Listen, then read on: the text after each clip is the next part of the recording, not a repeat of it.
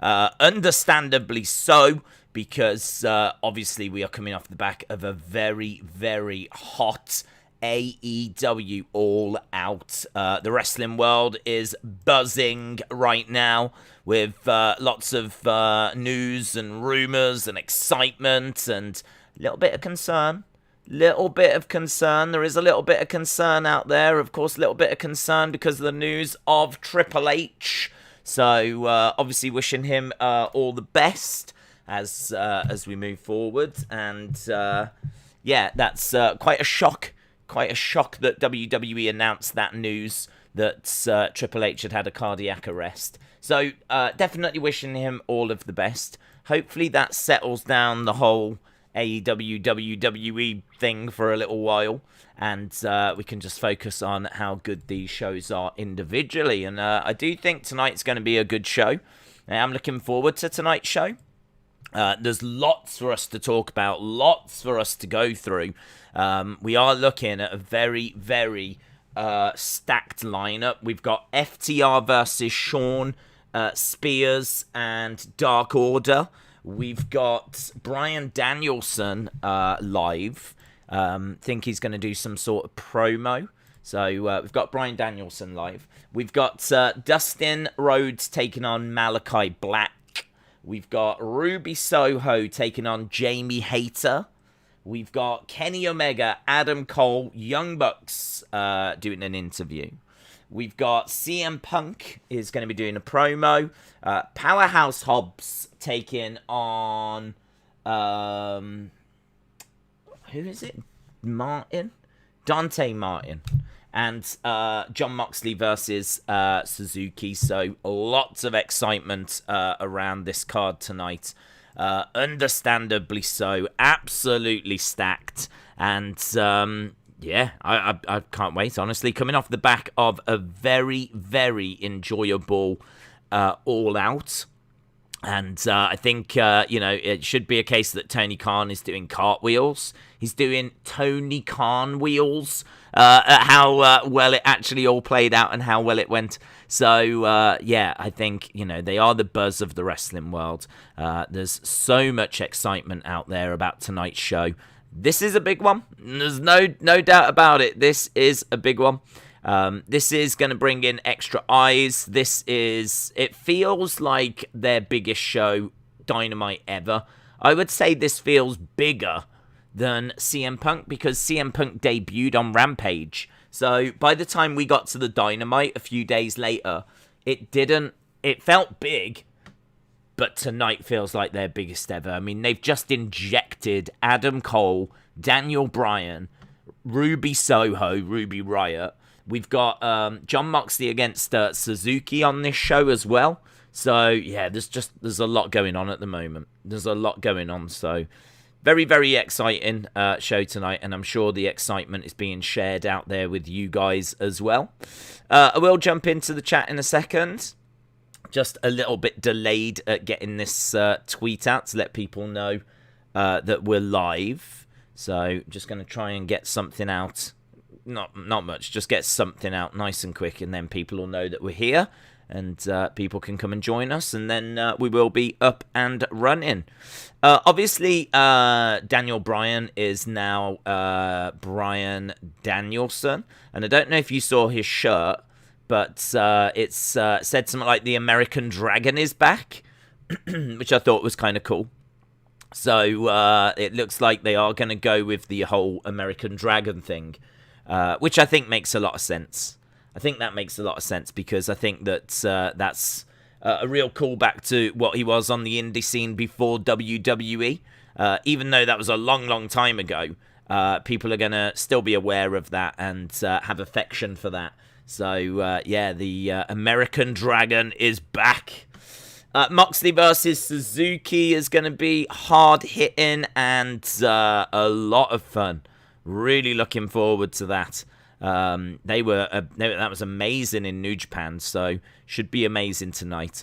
Adam Cole, Young Bucks, the Young Bucks and Kenny Omega promo should be fire as well. Do you know, there's loads. There's so much tonight that I'm not even going to be able to fit it all into this tweet, which is insane. I'll just put Ruby Soho in action, and that'll have to do. I'm actually running out of space. It's that stacked. Boom. Right. Done and done. Days, you're going to have to get used to saying Bryan Danielson instead of Daniel Bryan. Yeah, I mean, to be honest, I will make the odd mistake, undoubtedly. JR's the bigger problem. JR is the one that's, did you hear him the other day calling Paul White Big Show? Like, so JR really is the problem more so than anyone else. I think he's going to get it wrong for quite a while to come. But to be honest, I mean, don't matter, does it? The reason I say Daniel a lot is because that's still what most people know him by. So I tend to do it for that reason. I think I'll be all right. I will make the odd mistake, but I think I'll largely be all right. Trying to differentiate and say Bryan Danielson. I think I'll be all right. But you are right. I will have to get used to it. Days on Sunday, I don't think anything is happening. Is there a chance we can do a Ring of Honor pay-per-view? No. Who do you believe Punk moves on to now? Well, I think we find out tonight. Because I think we are probably going to get that answer during his promo. Unless he calls someone out and wants to face like someone in particular. But he won't call out Jungle Boy. Because I think Jungle Boy is going to partner with Daniel Bryan and help take on the Elite. I think we got a tease of like where that's heading at the end of the show. So it won't be Jungle Boy. Could it be MJF? I mean, Jericho is still around, but I still expect him to be gone with Fozzy. So could it be that MJF needs to move on to something else? And could it be that it's time for CM Punk versus MJF? Or is that too soon? I don't know. It's really hard, isn't it? It's really hard. I mean, I think it's way too soon to have him around the title picture. So I wouldn't be doing that. Yeah, I don't know. I'm thinking it's probably time to move on to, like, maybe MJF's too soon. Maybe we just need a heel that he can beat. Maybe it's going to be someone like Lance Archer. Lance Archer, a big, imposing guy that hasn't really got much going on at the moment. Isn't really around any stories. And I'm just thinking, could it be that Lance Archer comes out and says, are you ready to face a proper wrestler now? Are you ready to face a real challenge?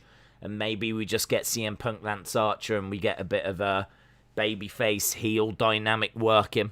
Maybe it is too soon for MJF. Because MJF's kind of, I don't want to say he's the end boss, because he isn't, is he? But from a heel perspective, he's one of the biggest they've got.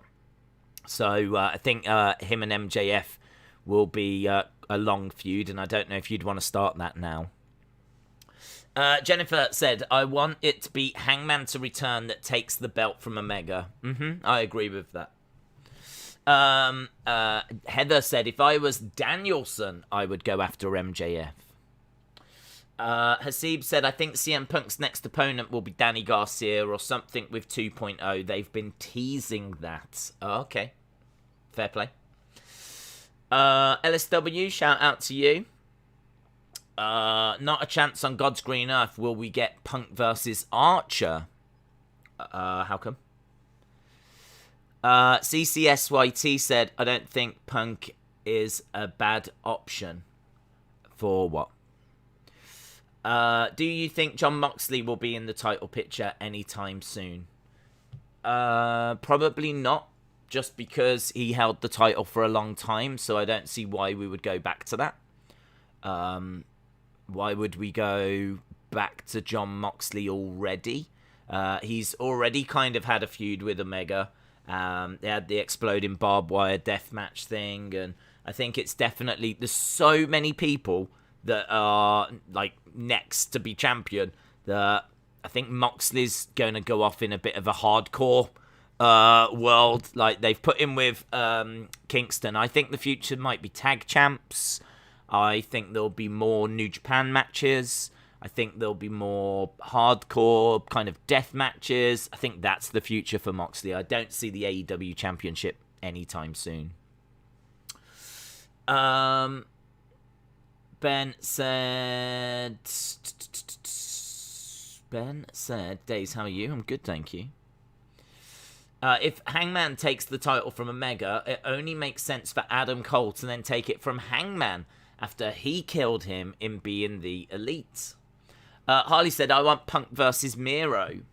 I think we can get there, but in order to get there, you don't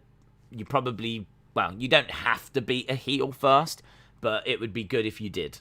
So it could be that we get like, well, I mean, if what we're being told is, that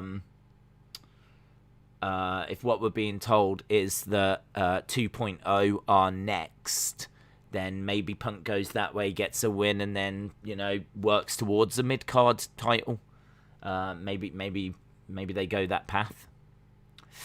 Punk has expressed interest in wrestling Powerhouse Hobbs. He's wrestling tonight, and maybe something comes of that.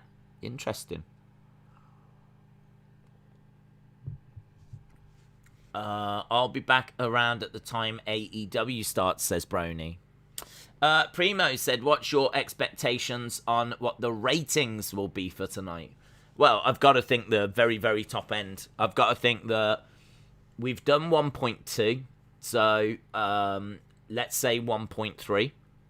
I know we've done 1.2 something. I have no idea where the ceiling is for TNT. But I think that there's such buzz. They've got such momentum that I've got to think this is going to really be testing the top end. So I'm going to say that this comes through at a 1.3 something. 1.32, 1.33, 1.35, something along those lines. I think this is big. But I think, we've learnt now kind of where the ceiling is. I think if Dynamite, the first Dynamite for CM Punk, which came in at like a 1.1, then I have to think that this is going to be, if we are going to test that top end, then we're not going to go much over it, I have to think. So 1.3 something would be my guess. And it's just a guess. Oprah Wind Fury said, did you see that Mick Foley video? Praising AEW and saying WWE were in big trouble. I didn't, but then I saw it after people were asking about it during NXT. So I went out my way to find it and I watched it. And honestly, I think that it is fair. I agree with it. I mean, it says that it lays into WWE. I suppose it does, because it's Mick Foley, but it doesn't. It just says that you're in big trouble. You're in big trouble. Like, you're not building stars. You had Karrion Kross, who was red hot. He had everything down in NXT, and now you've got him repackaged him, and you've watered him down. And it's not wrong.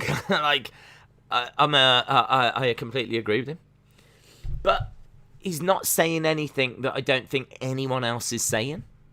I don't think Mick Foley has come out and said anything. I don't think Mick Foley said that and we all turned around and went, oh my God, he's right. He's right.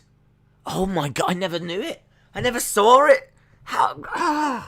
Why did it take Mick Foley to post that video for us to open our eyes? Like, he's literally saying everything that all of you are saying out there. And you know what everyone is saying. So it hits harder when it comes from like someone that is so connected with WWE and someone that's an ambassador, if you will, for WWE. So it definitely hits harder. But I agreed with it. Yeah, I completely agree. I mean, how many times do we have to watch NXT call-ups just flounder and, not fulfill their potential, like Ricochet? Imagine Ricochet in AEW.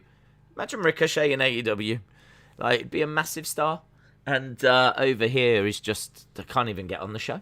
can't even get onto WWE, which makes no sense to me because they keep showing us flipping Reginald doing all these flips and all this stuff, and it keeps getting all these millions of views. How do you not use How have you not used Ricochet for that? Why did it take Reginald to come along?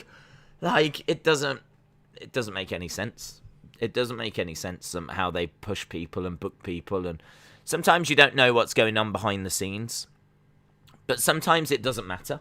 Like, even if, like, people are a nightmare behind the scenes, Vince has still shown that he will try to make it work, like the Ultimate Warrior. How many times did he try with the Ultimate Warrior? And the Ultimate Warrior was a nightmare behind the scenes. I can't imagine Ricochet is Ultimate Warrior level or anything like this, so I don't know what's going on. But yeah, I saw it and I don't disagree.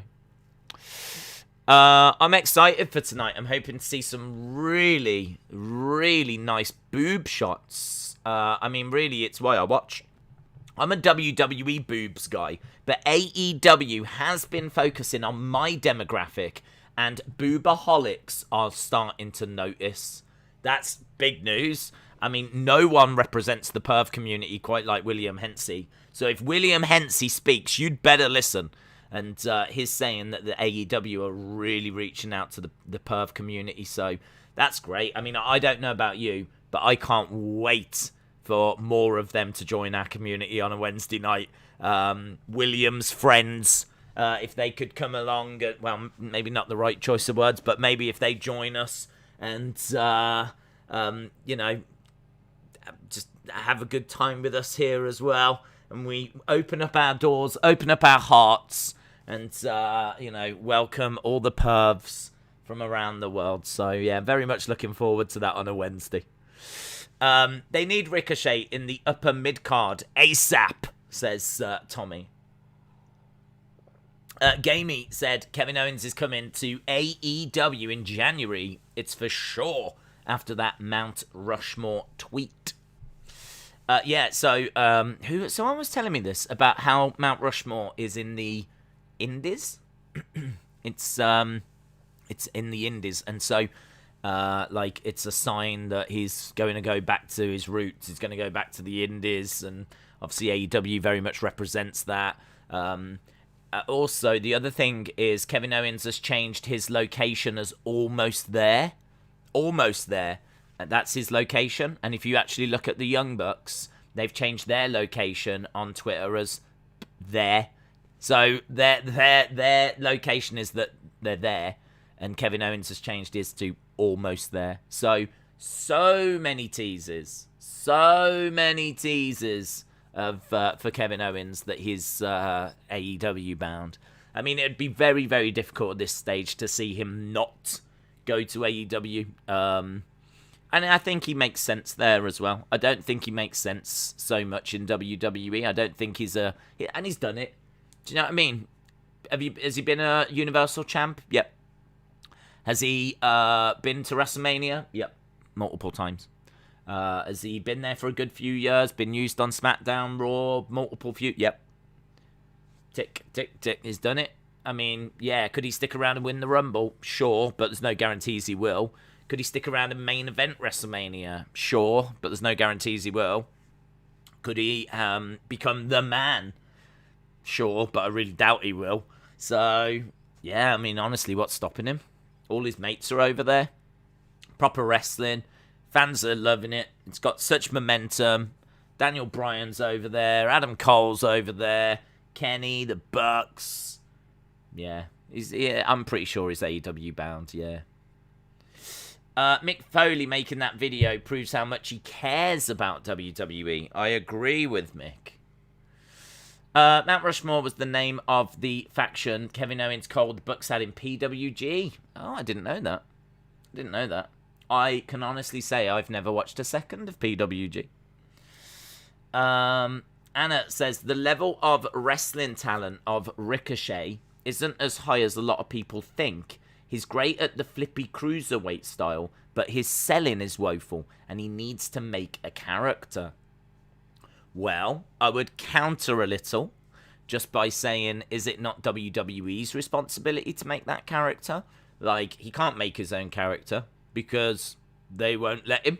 Like, so it's down to their creative to create that character. And he was great as Prince Puma. I keep coming back to Prince Puma. Yes, he does all the flipping stuff. Yes, he could be better at selling. But I can't see that being more than a conversation, to be honest. I mean, like, how does Vince not sit him down and go, right, I'm going to be cards on the table. I like the flipping stuff. Gets mad views. Yeah, I'm sure you've seen Reginald. Not a fan of the no selling. Like, I need you to put this stuff over, right? We've got this character for you. If you can do the flippy stuff, add the selling, we'll give you a character, push you to the moon.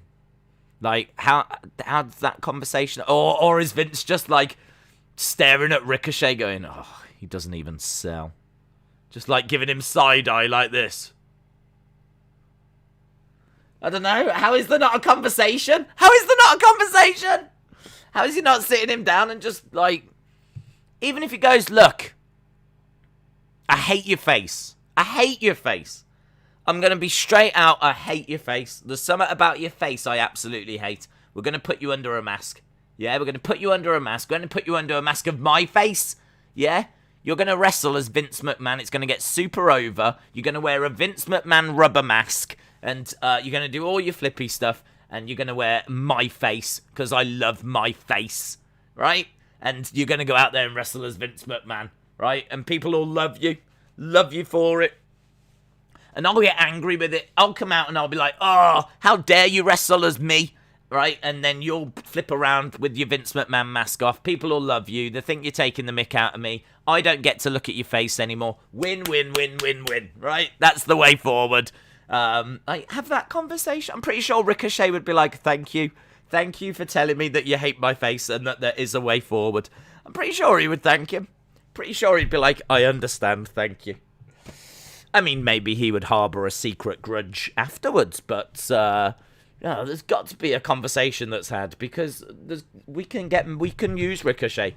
We can definitely use Ricochet. We can use a lot of the talent that's trapped in catering. I feel like I need to do an Indiana Jones style mission where I break into catering and try to rescue like some of these poor wrestlers that deserve better. So, I agree. I'm so tired of seeing people come up from NXT and just get wasted. WWE is sports entertainment. I doubt he cares about selling. There is way worse that's always on TV. That's actually a good point. There are bad sellers that get onto TV. I don't know that is a big criteria. William said, animal stuff is okay. No, stop. I'm stopped there. I've stopped there. If ever you go, oh, is Dave's refusing to read William's messages? And you're like, I don't know, does he skip them or not? There's a prime example of where I've gone so far into a William Hensey message, but even I won't go any further than that. I mean, the opening line, animal stuff is okay, sets alarm bells off in my head. Little voice goes, don't read anymore. Don't read anymore. It's not going to add to this AEW Dynamite stream. And I'll go, okay. I don't think anyone will notice. Triple H, the King of Kings. Delmar said, Days, Raw ratings have come out, and they did 1.8 million. Yay! Do you think that as long as they stay at that number, they've got nothing to worry about? I think as long as they stay at that number, they don't give a flip. They don't give a ricochet. Yeah, I think they're quite happy. It felt to me like it was lower than that. I really thought it was lower. I mean, I am surprised it's come through at 1.8. Is that come from Brian Alvarez? I'd like to look at the exact number. I would like the exact Brian Alvarez. Let's have a look at the old exact number. All the best on a quick recovery. TV reports. Thank you. Wrestling Observer. Thank you. Blah, blah, blah. Rampage 696. Alvarez hasn't thrown it out yet. By the looks of it, anyway. Well, if you're telling me it's out there, then it shouldn't be long. Shouldn't be long, then. But yeah, I can't see anything on Alvarez's yet. 1.8 is the average for Raw now. Yeah. But it felt to me, I don't know why, but yesterday it just felt like it was a bit quieter. And I was just getting the vibe that maybe there wasn't as many people that were watching it now. I mean, honestly, there was no, the buzz from SummerSlam has died, you would think was died, down or settled down. We kind of know where we're going with certain storylines. We're a little bit away from Extreme Rules. I kind of was under the impression we might see a little dip. Just a little dip as we get back to Extreme Rules. So if it stayed at 1.8, I mean,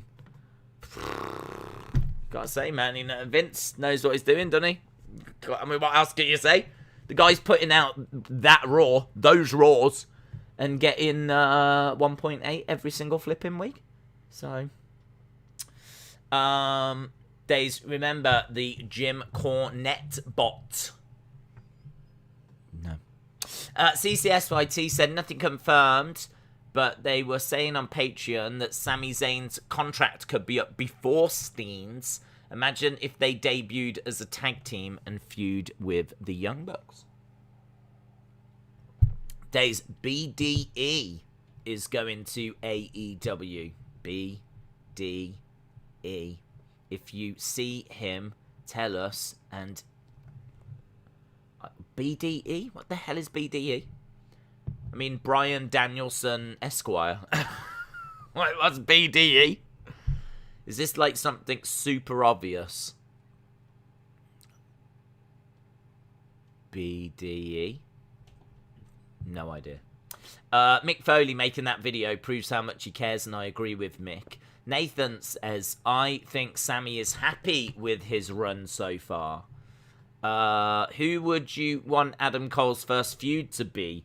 Jungle Boy looks likely after getting super kicked by him. Yeah, I think I don't know if it'll be. Well, I suppose it could be like a feud, but I was just getting the impression it was going to be like the Elite versus Daniel, Christian, and Jurassic Express. So I was kind of seeing more of a faction thing rather than a singles thing. But you can do singles things within the faction thing. So you could do Adam Cole versus Jungle Boy, in a couple of weeks. And then a few weeks after that, you do Christian versus Adam Cole or whatever it might be. And then you build towards like I don't want to say blood and guts because I think that's just once a year. But it feels like we're building something there. So, I don't know. We'll find out a bit more tonight. Do you think crowds being back has helped Raw ratings? Yes. BDE is Brandon does everything makes sense. Okay, I've heard that name, but I've never seen the channel. Dave, you don't know who BDE is? Just kidding, I don't either. Bryan Danielson Esquire. Edward said, Days, I won't have to get used to calling him Bryan Danielson as I'm watching Total Divas and Total Bellas. And they call him Bryan Danielson on there. Ben says, Days, I have recently started a weight loss journey and my body is currently aching. Okay, good luck to you. Pete said, you're missing out if you never watch PWG. Near enough every current wrestler you can think of has been there. I've heard of them, but I don't know. I've seen indie wrestling, but I just don't really. It's hard for me to get into indie wrestling. There's a lot of people that do go on to achieve like big things, but there's a lot of people that don't, that are indie wrestlers, and sometimes you have to sit through some waffle to actually get to like the odd diamond that's out there. Now there's people that are happy to do that, and there's people that quite happy to just sit and watch indie wrestling and try and discover those next stars. And I get it. I do, because there's people that go to like small MMA shows to try and find the next big UFC stars and everything. But since NXT came along in particular, it kind of feels like as long as you're watching those are the next stars that are going to go to Raw and SmackDown. Like to watch like PWG to see who's going to go to NXT. Honestly, I wouldn't have the time for it. I wouldn't have the time for doing that. So I think I'd much rather just stick with NXT, and then like once they arrive in NXT, find a little bit out about them. Right, they've come from Evolve, they've come from PWG, they've come from wherever, and then watch and go from there. Because I have had a few like indie wrestling shows that I've watched in the past, and some of it is awful. I mean, straight up, I don't know if I just saw bad shows. Some of it is awful. I've watched a bit of Progress, and there's some good stuff over there. So I mean, look, there's good stuff that's out there. Not saying there isn't, but I think I'd just rather wait and I'd rather wait for the cream to rise to the top, and then just watch that. Do you prefer CM Punk's gear now or before? Jurassic Express has gained a dragon, says Nando.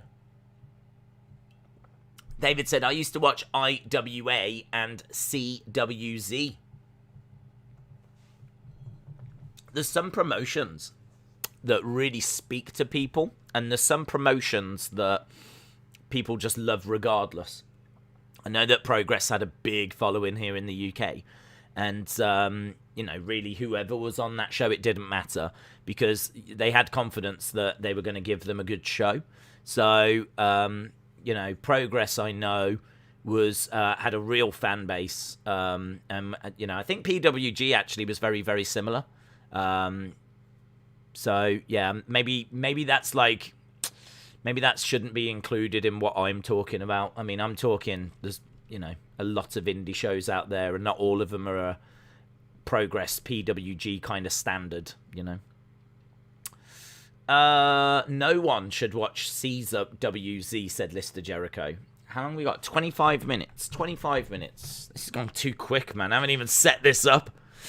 Do you think AEW will have an NXT type show? I hope so. I hope so. I think that that would greatly benefit them. I think they could probably repackage a Dark or an Elevation, one of their kind of internet shows, to be something like that. I would prefer it if it was in a different space and it had its own space. I think that would be a good investment if they were to create their own like performance center. And so it's a performance center in the day.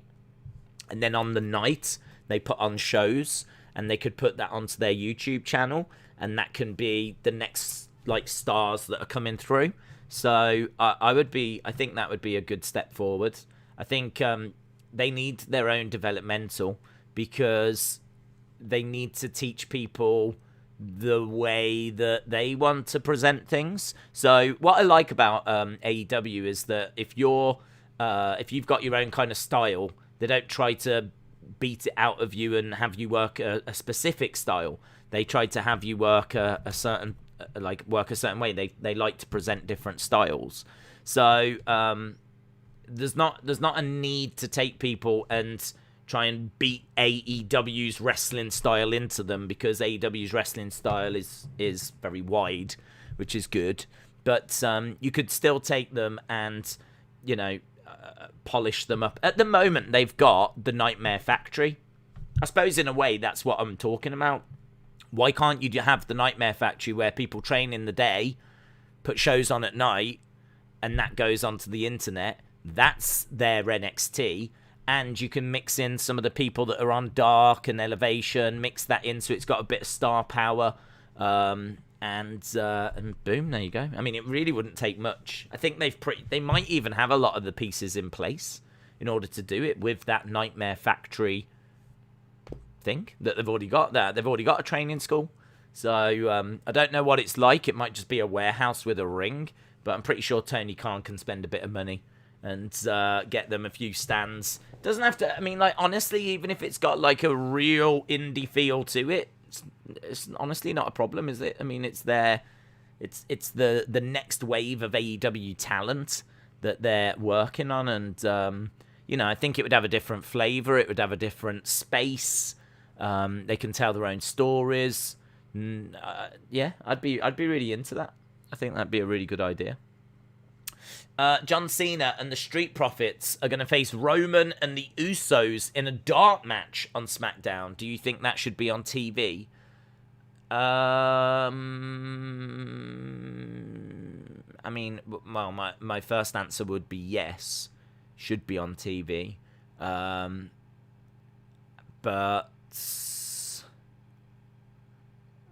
how would you book it? Because you wouldn't want John Cena beating Roman. I mean, you wouldn't want John Cena beating Roman now that he's going. I think, isn't this his last match before he goes off again? So if it's going to be his last match, plus also, do you want John Cena overshadowing what they're doing with Finn and what they're doing with Brock? I mean, I think if you'd have built it in advance, if Cena had walked out and made the save, you could have done something, but it might be a little late now. Might be a little late.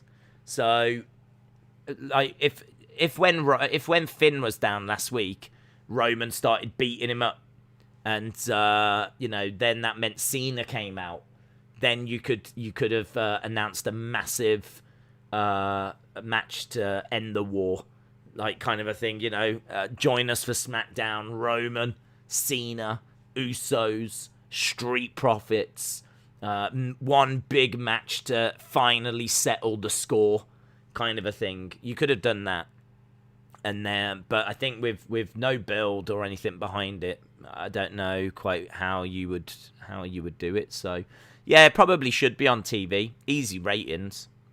So a bit of a surprise that it isn't, because it certainly doesn't seem like it is. So maybe a bit of a surprise that it isn't, but and certainly because I understood before when they were doing a lot of those dark matches that that was to get Cena up to speed with his match quality and with, like, you know, being able to do SummerSlam. Well, that's in the past now, so it doesn't really make as much sense why you would keep him away, apart from the fact he's about to leave, apart from the fact that his little run is the Summer of Cena is done. So apart from that, why not have him on TV for one more? I don't think it's a massive issue. I'm not bothered, to be honest. But yeah, if you've got him, why not? Cena is a joke. I think he is realizing that, says Jeremy. If they had an NXT brand, they could use more talent instead of just shoving it into tag matches, which I like. The Jim Cornette bot was the one with the emojis. Oh, yes, I remember.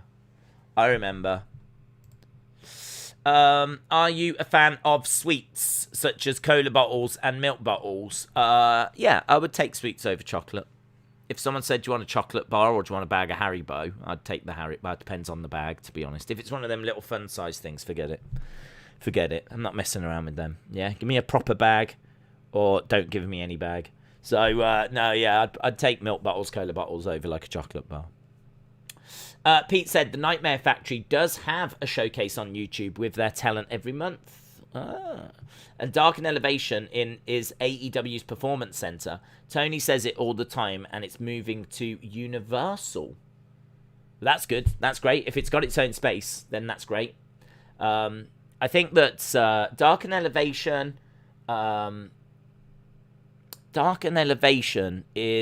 does use a lot of up-and-coming talent, and puts them up against, like, established stars. But they can't tell their own stories, because, like, what tends to happen is they face established stars and just lose. So, I'm not really a fan of that approach. I would much prefer it had its own NXT, it had its own space. If it's going to Universal, that's great. Tick. If they can now get rid of some of the established names and just let that talent kind of compete amongst itself and kind of build some new stars and allow some people to get some momentum, then brilliant, even better. So hopefully those are the steps that they're taking. So yeah, I mean, maybe there isn't a need to go down and do like the Nightmare Factory stuff if they're going to go to Universal, but I still think they need to change some stuff. The show is a huge deal tonight. How will they keep the momentum going? It's very important they mix OG stars with new stars. Well, I think they'll keep the momentum going quite easily. I mean, I think they're going to tease a lot of stuff. I think that you'll probably get some moments between Daniel and Adam Cole and Kenny Omega, and I think you'll see something there. We're going to see Ruby in action, and I'm sure she'll have a few words to say as well. CM Punk, we're going to find out the next step for him. I mean, it kind of feels like we've got lots happening, but at different levels. So, you've got CM Punk who's had his first match. Well, what's next for CM Punk? But we've not even heard from Daniel. Daniel did an interview, a little promo after AEW, but we haven't heard from him on the show. So we haven't even heard from Daniel yet. We don't know what his intentions are, what he wants to do. Obviously, social media has kind of dealt with that for us, but even so, it's going to be a very interesting promo for Daniel. But also, a little bit further along, we've got CM Punk, so it's going to be very interesting as to what's next for CM Punk. How's he feeling after his Darby Allin encounter? So, yeah, there's a lot for us to kind of get our teeth into. And I'm expecting a few stare downs, a few moments, a few, not surprises, but storyline development, absolutely. I mean, there's so much of that. This show it's stacked. It really is stacked. So I'm not worried about that. I'm not worried about them keeping that momentum going. With the rumors of Kevin Owens leaving, how realistic do you think that AJ Styles would leave for AEW? Or do you think he's a lifer in WWE? I don't think he's a lifer because he only joined in 2016. So I don't know that he's, over the past 5 years, become so attached to WWE that he would now never leave. So I don't think that he's a lifer. But I think there's, I don't know how long his contract is. He's definitely someone that Vince wouldn't want to lose. Vince will give him a fantastic contract, give him a talk, see if he can get him to stay. The problem is that AEW is becoming more and more attractive as every week passes by. Like, if Kevin Owens goes over there, that's another reason to go over there now.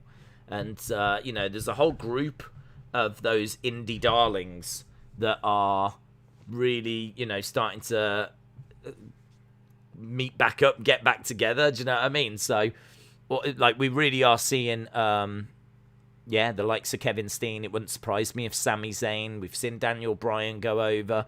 Where's Nigel McGuinness? Is he still working for NXT UK? He was on that scene around that time. Samoa Joe.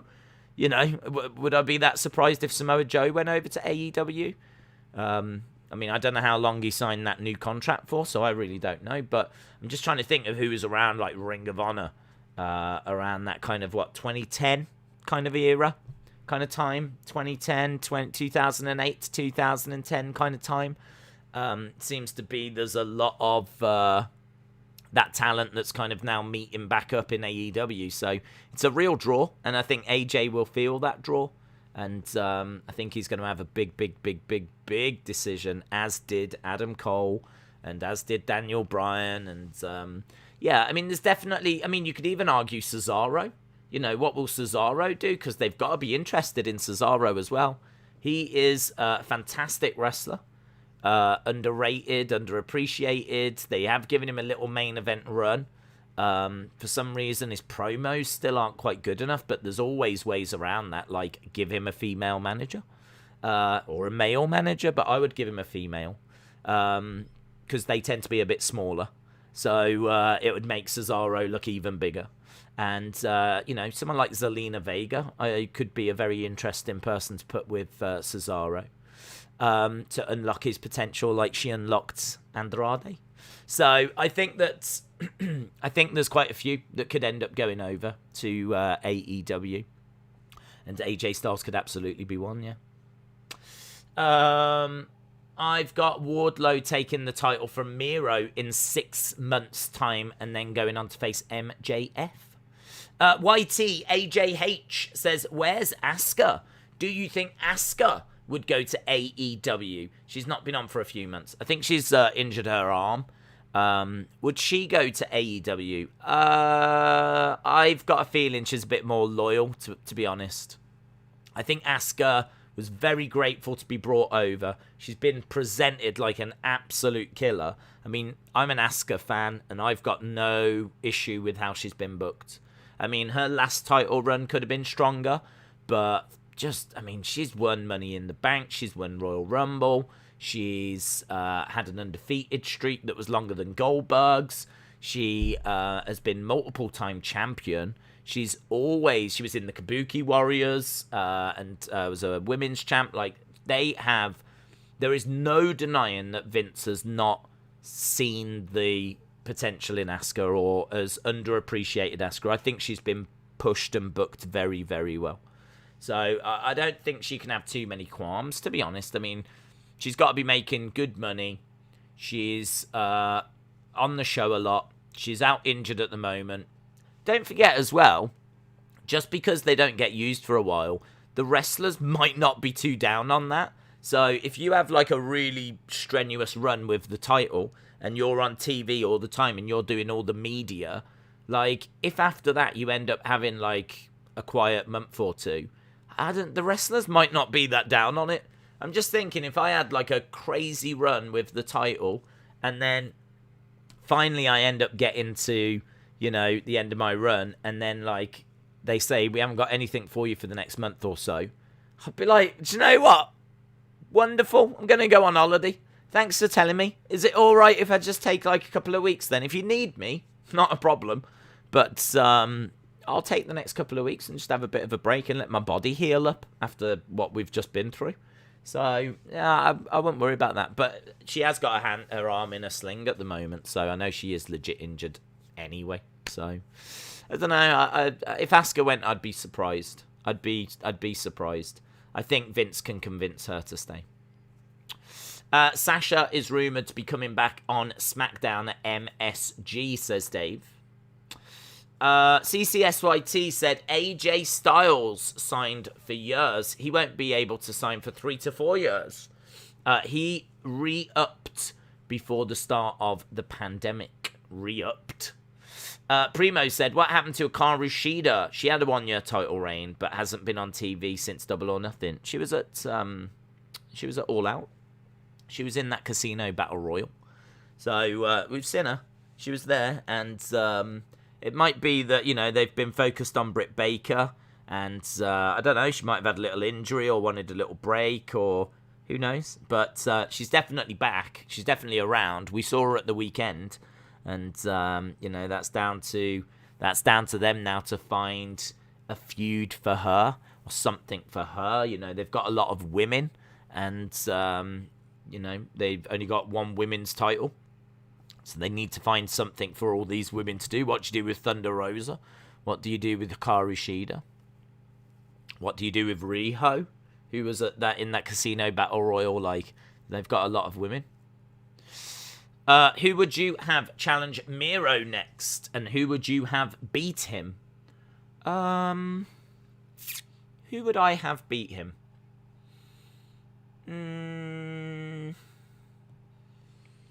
Oh, it's tricky, That's tricky. I think Miro just needs to keep running through faces. So I don't know if there's anyone that I'm like desperate to see him face next. To be honest, I think Miro's title reign should keep going for quite a while. So I actually wouldn't have anyone beat him for quite a long time. And then maybe the person that beats him is CM Punk, and we give CM Punk a bit of a mid-card title run. But I wouldn't do that for quite a while. I mean, I wouldn't do that for a long time. So I know there's people that want to see Kingston be that person, which could be a lot of fun. That could be cool. I wouldn't be down on Kingston getting the belt off Miro. But to be honest, whoever it is, that eventually does it. I think it shouldn't be for a while. I would still keep going with Miro, because I think Miro is a future champion. I mean, he looks amazing. He's a future world champion. So I think you've got to build him up. You've got to give him some feuds. You've got to give him some storylines. You've got to do some stuff with him. You need to put him in peril and have him put others in peril and build him up as the monster heel. You know, build him up as... Because am I right in saying he's the biggest monster they've got? I mean, who else is? The Wardlow is tall, but I don't know that Wardlow is as shredded as Miro. He's probably taller than Miro, but I bet Miro's wider and looks more like Blanca out of Street Fighter. Like, I still see Miro as being more of a monster than Wardlow. Hager, I don't think, has got the muscle mass either, but again, might be taller. Lance Archer's taller, but I suppose you've got Brian Cage. Have we had Brian Cage Miro? Have we had Brian Cage against Miro? I'm definitely down for that. That's like Zangief versus Blanca, isn't it, in Street Fighter terms? I'm definitely getting that vibe.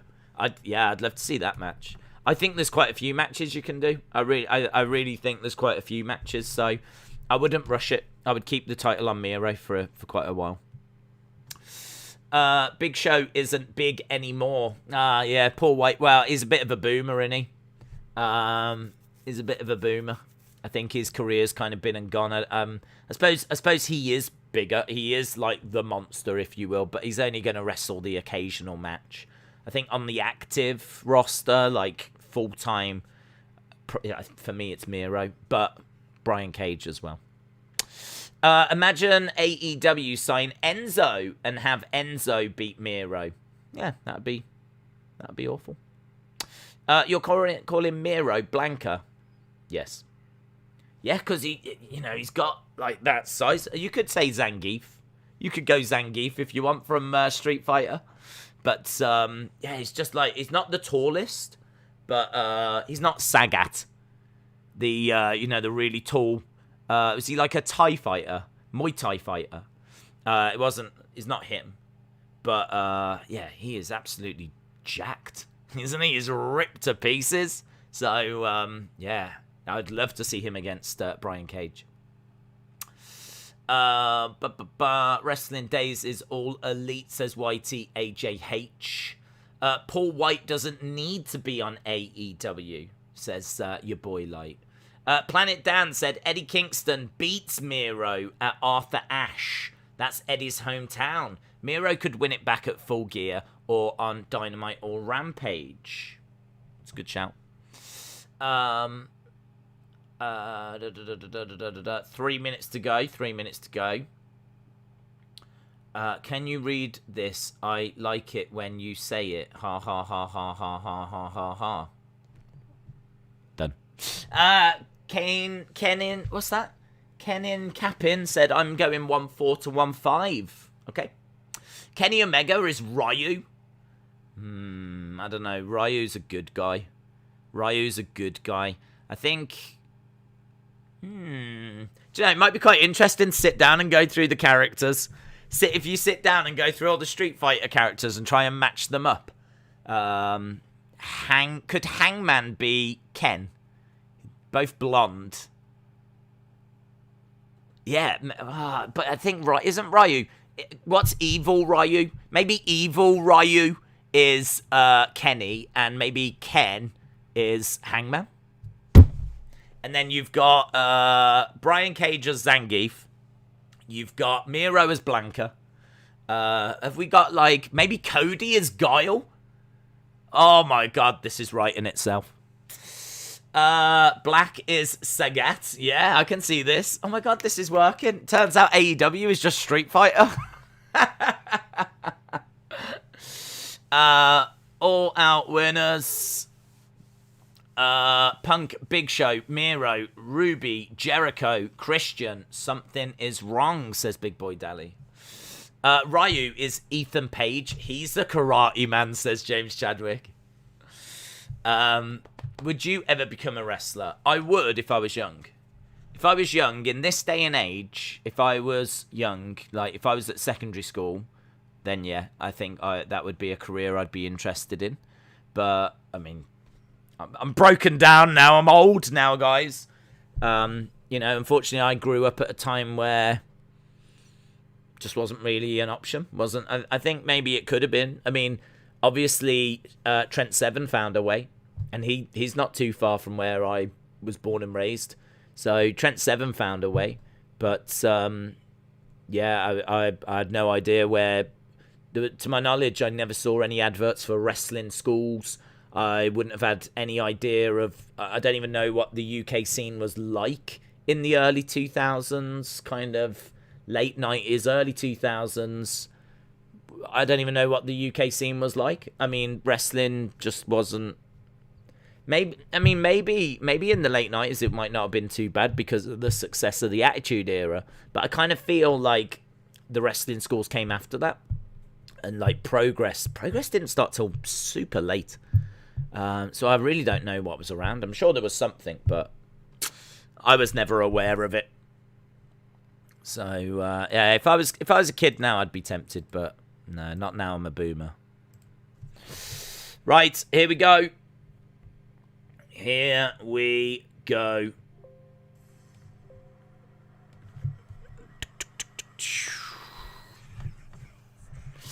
It's on. Yeah, there is a new little video to start Dynamite. We've got Bryan Danielson and CM Punk already been added. Karu Shida, Christian, Mark Henry, Malakai.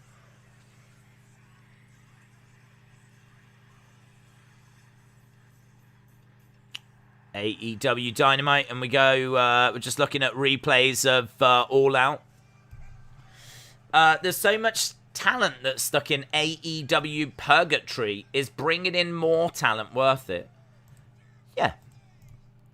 Yeah, it is worth it, because what the people they're bringing in are dial movers. I mean, if you can get Bray, you would get Bray, wouldn't you? You would, because he's gonna make a difference to your business. The challenge is now, how do you use it? That's their problem, isn't it? Do you know what I mean? That's their problem that they've got to deal with.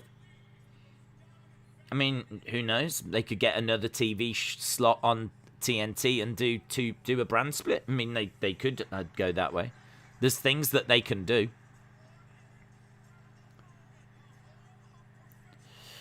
Just seeing the arrival of Bryan Danielson. And here we go. We've got fireworks shooting off. I mean, these people that are at this show, they know they're going to see Bryan Danielson, Adam Cole, Ruby Soho, CM Punk, Jon Moxley versus Suzuki. Like, it is stacked. Kenny Omega, Young Bucks. It is stacked. It's got to be the most stacked roster now. It's got to be the most stacked roster. If you look at like the Raw roster and compare it to this has got to be better. If you look at the SmackDown roster, compare it to this has got to be better. It has to be the most stacked roster. Bryan Danielson is going to address fans. Tony Schiavone is going to interview Kenny Omega, the Young Bucks, and Adam Cole. Bryan Danielson is all elite. Welcome home, Wild Thing. Lots of signs. Dustin Rhodes taking on Malakai Black next. Dustin Rhodes versus Malakai Black. Oh, wow. I've done that wrong, didn't I? Let's make it a bit smaller. Tony Khan has offered a contract to Lee Moriarty, and now he is signed to AEW. Kenny Omega. Looking at being the Elite and Dynamite, I feel they're teasing that the Dark Order need a new leader. Do you think Hangman will return? He could do. Malakai Black versus Dustin Rhodes.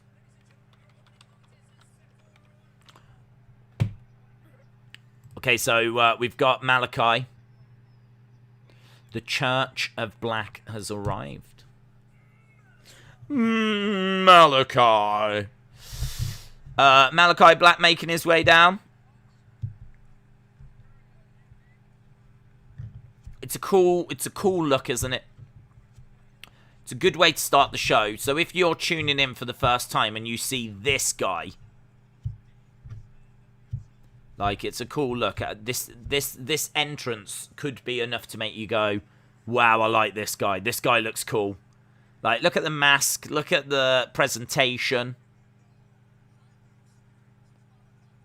It's good. It's really good.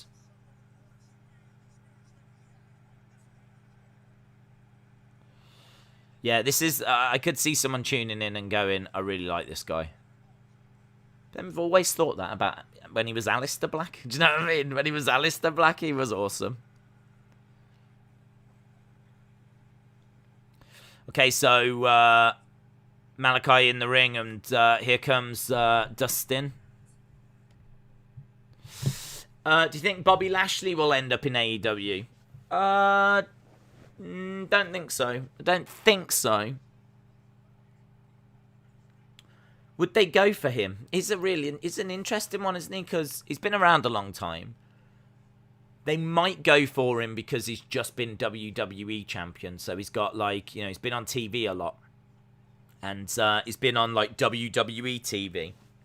And he's been presented as the champ and part of the Hurt Business and MVP and all of that. So they might go for him at the moment, but I don't know. I don't think he's a needle mover like what Bray potentially is, or what Bryan Danielson potentially is, or CM Punk. So hard. I think they've got to be very, very selective now. Before they got Punk, before they got Bryan, before they got Cole, before they got Ruby Soho, before they got all these people, I would have said, yeah, they'll take him because they just need to fill up the roster with, like, names, people that people know. Like how they took Shawn Spears. So I would have said yes. But now I'm starting to think they're going to have to be very selective because the roster's full. It's rammed. And it's going to be a challenge to, you know, feature everyone. But as I said, that is their problem now. They're going to have to find a way of, you know, getting another show, maybe. Elbow drop by Dustin Rhodes. I only see Bray, and that's it for a while. Yeah, Bray. And then I don't think they would turn down Owens. I think they would definitely take Kevin Steen. Definitely. Most wrestlers, once they leave WWE, will be better since creative bites in WWE. AEW has been taking the ones you just can't pass on, says Blazed Radio. Darth said, I called Owens' thing last week before the rumours broke. It makes sense, to be honest. It will suck to see him go. Ooh. Gets hurls Dustin Rhodes through a table. So Dustin Rhodes is down on the outside, hurled through a table. Oof. Steen would have 90-day non-compete. That's true, and he won't be able to go until January anyway. So we are talking a while. The roster isn't an issue. They've the option to go to Impact, New Japan, or indie shows to get some TV time if AEW have nothing for them.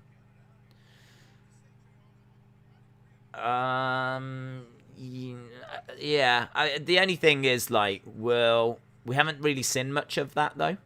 I mean, at the moment, we haven't seen much of people going to I haven't seen that happen yet. So, you know, if it starts to happen, if that is something that, you know, AEW is prepared to do. I mean, I don't kind of get how that would work. Who pays the wages?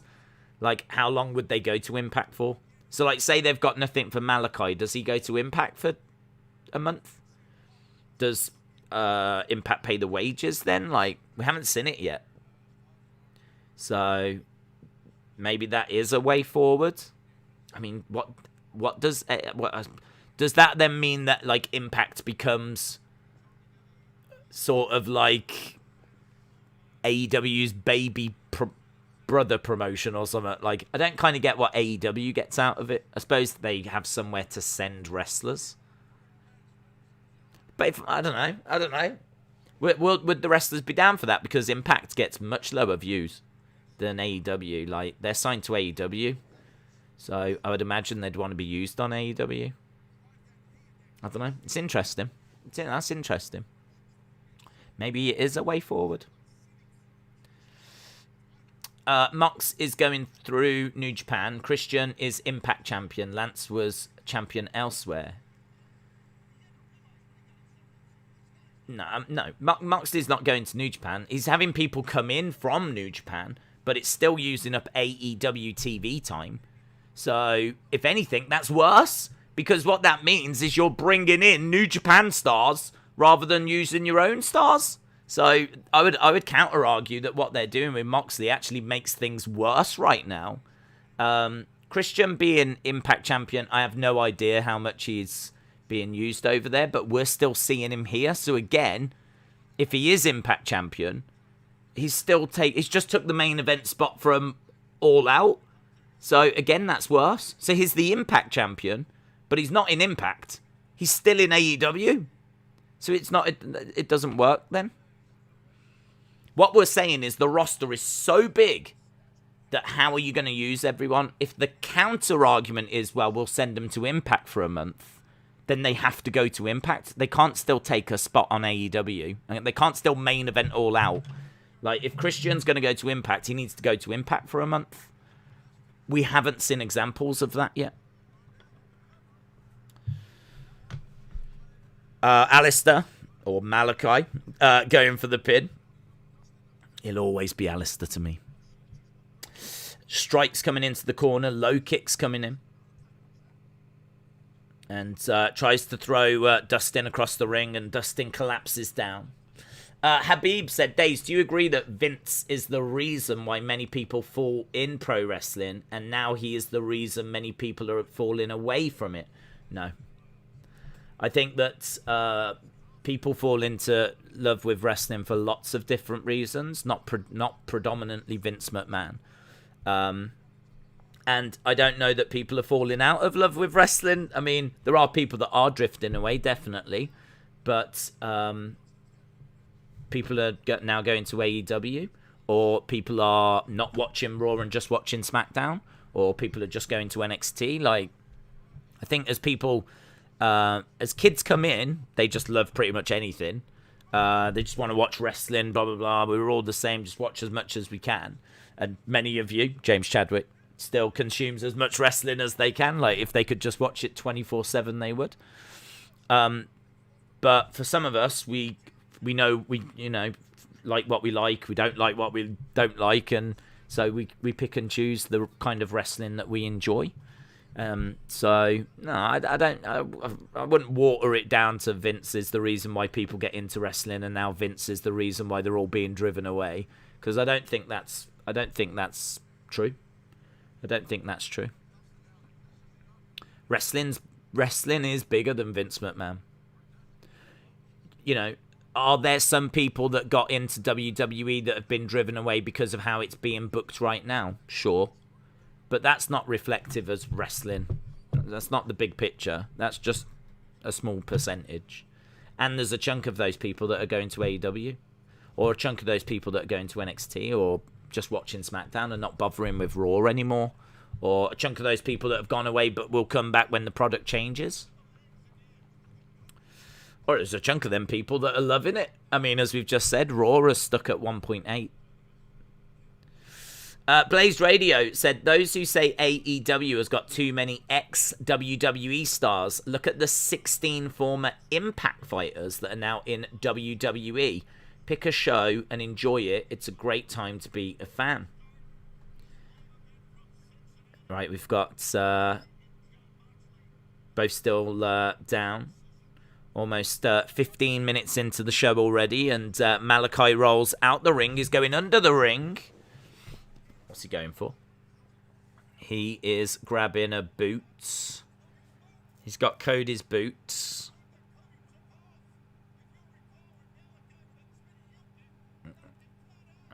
Okay, so he's bringing a boot in. He throws the boot to Dustin. Aubrey, you going to get rid of the boot, Aubrey? You going to get rid of the boot? Yeah. Aubrey's like, what you doing?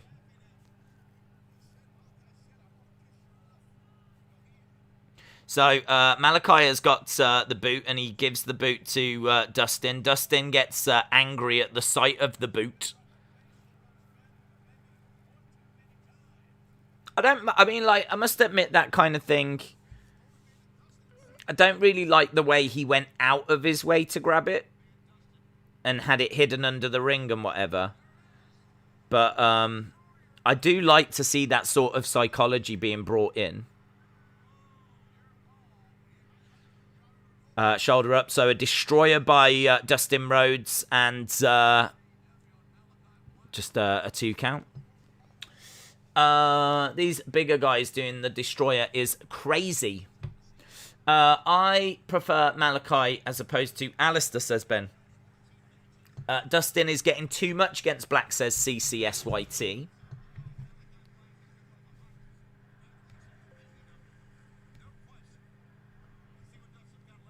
I think, are they chanting "You've still got it"? I think they're chanting "You've still got it." Goes over. Big strikes by Dustin. Looking for a bulldog. Couldn't do it. Malakai stays in the corner. Takes the legs from underneath Dustin. Oh, that was a bad kick. Kick the shoulder. Gets the 3. That was okay. I don't think I needed it to... I didn't need the boot thing, but I don't mind psychology like that. The end I wish was a bit more hard hitting. I wish like it hadn't hit the shoulder and it like properly hit his head, but it's a bit of blood coming out of the mouth.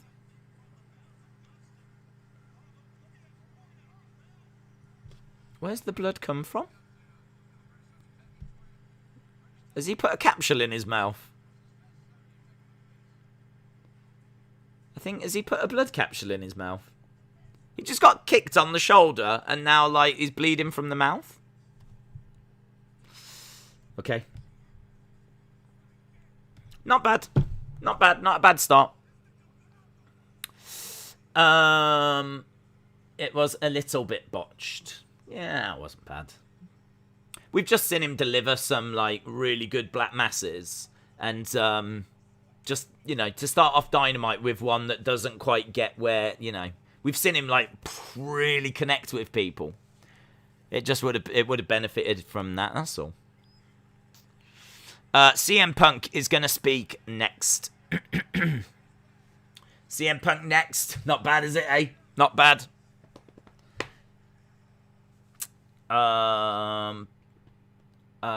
Dustin selling the black mass. I see that too. That didn't get the match over, says Dave. Can you check out the Super Ultra Pregnancy Test Simulator? They've just added a C-section. And also, if you don't want the kid, you give it to the Moon Man and he'll raise it and then give it back after. Your imagination is incredible, James Kenny.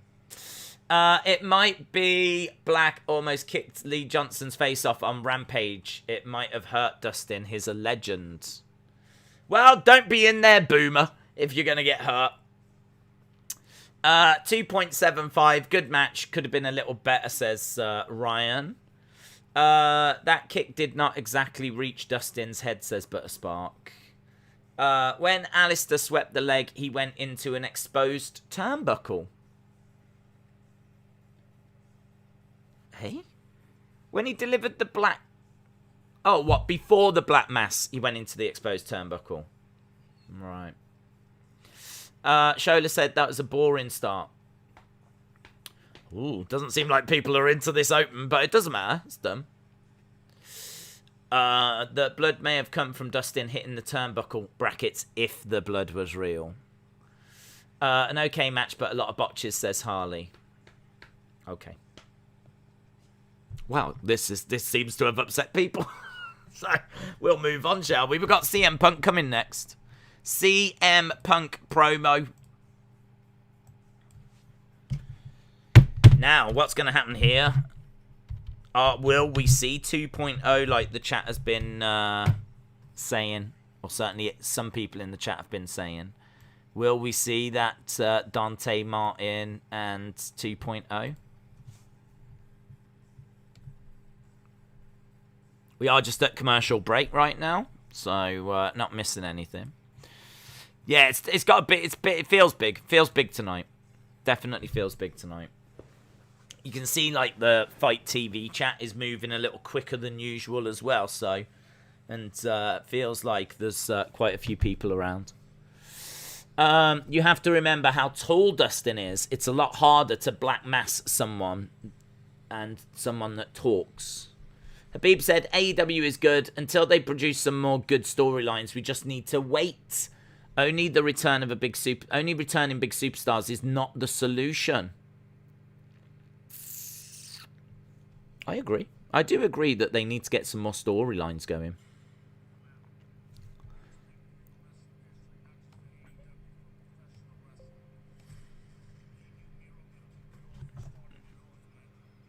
Eddie Kingston says it was the biggest pay-per-view in wrestling history. Not just in AEW history, but in wrestling history. I don't think he means financially.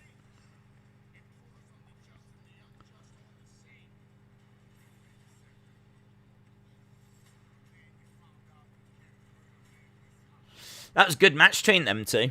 That was a really good match. I enjoyed Miro Kingston.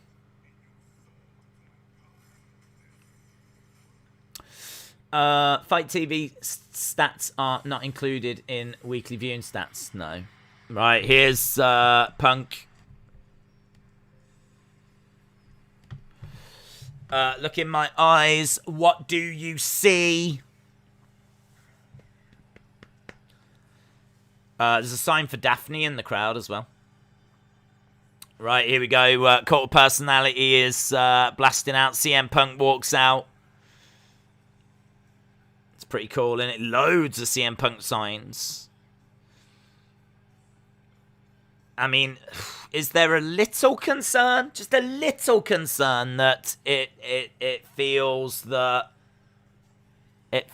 like he is a little overshadowed by Bryan Danielson and Adam Cole and everything that went down. Was it a bit too much too close to CM Punk?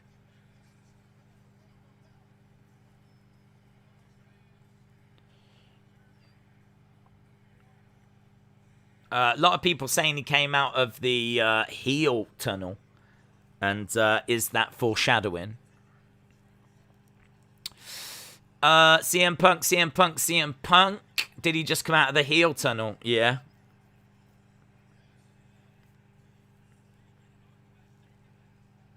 Turning him heel would be a bad move, in my opinion. He's so over. He's so popular. They're selling so many shirts.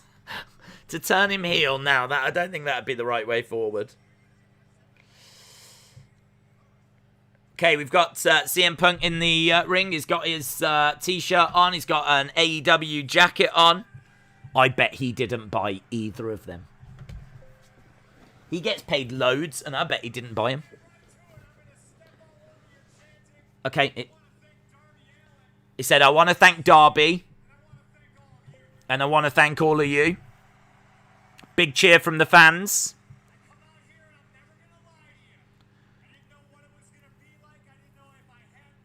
I didn't know if I had what it takes. He said it's like riding a violent bicycle. You still got it.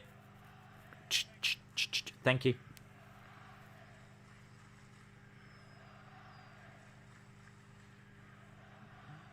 He should go, I know.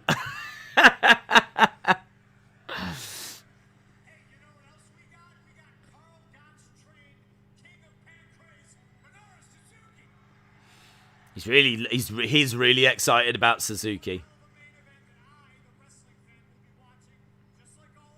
CM Punk says, I, the wrestling fan, will be watching.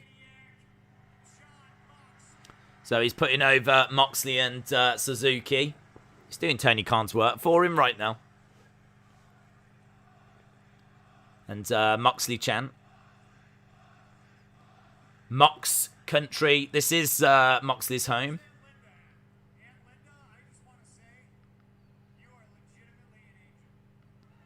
Aunt Linda. Ah. She seems lovely. She does seem lovely.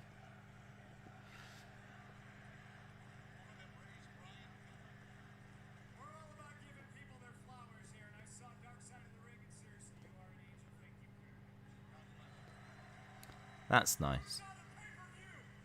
Who saw the pay-per-view?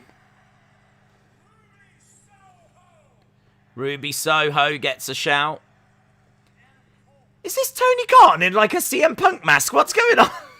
He's just coming out like swooning about how amazing it all is. Big yes chants for Bryan Danielson.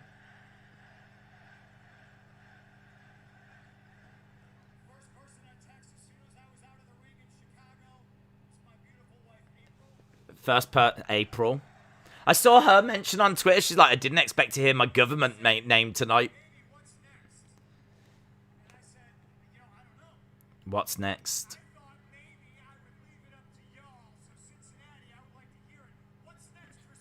What's next for CM Punk? And there's a few different names being shouted. He should go out with the microphone and just like, please don't swear, but what? Who next? Moxley. Pillman. Taz wants a mic. Taz wants a mic.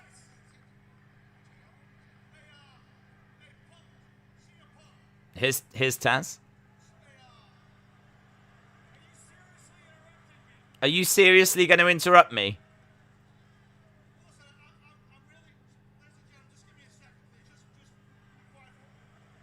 Booze for Taz.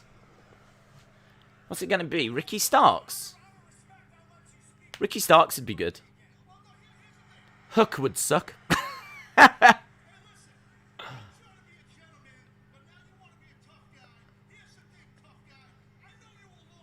I've known you a long time.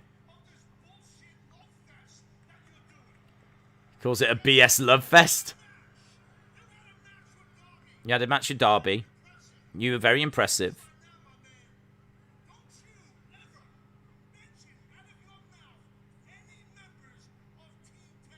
Don't ever mention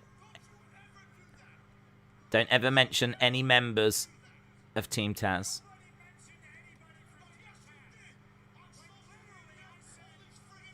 Here's Powerhouse Hobbs.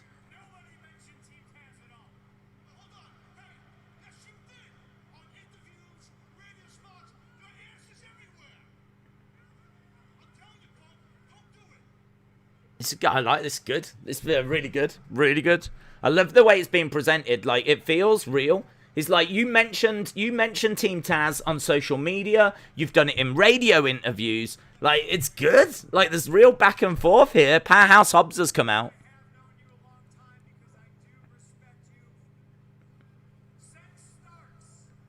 Send Starks. Send Hook. Yeah, Hook's like, yeah. Send me Hobbs. Taz is like, you want Hobbs?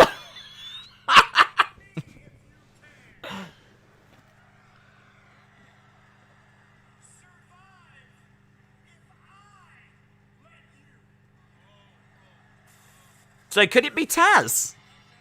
Taz looks a bit more concerned there.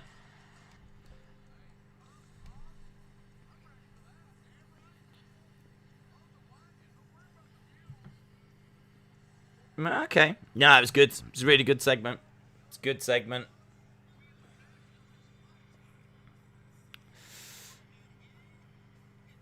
Taz looks like a casino manager. CM is garbage. Oh, I thought it was done really well. I thought it was really good.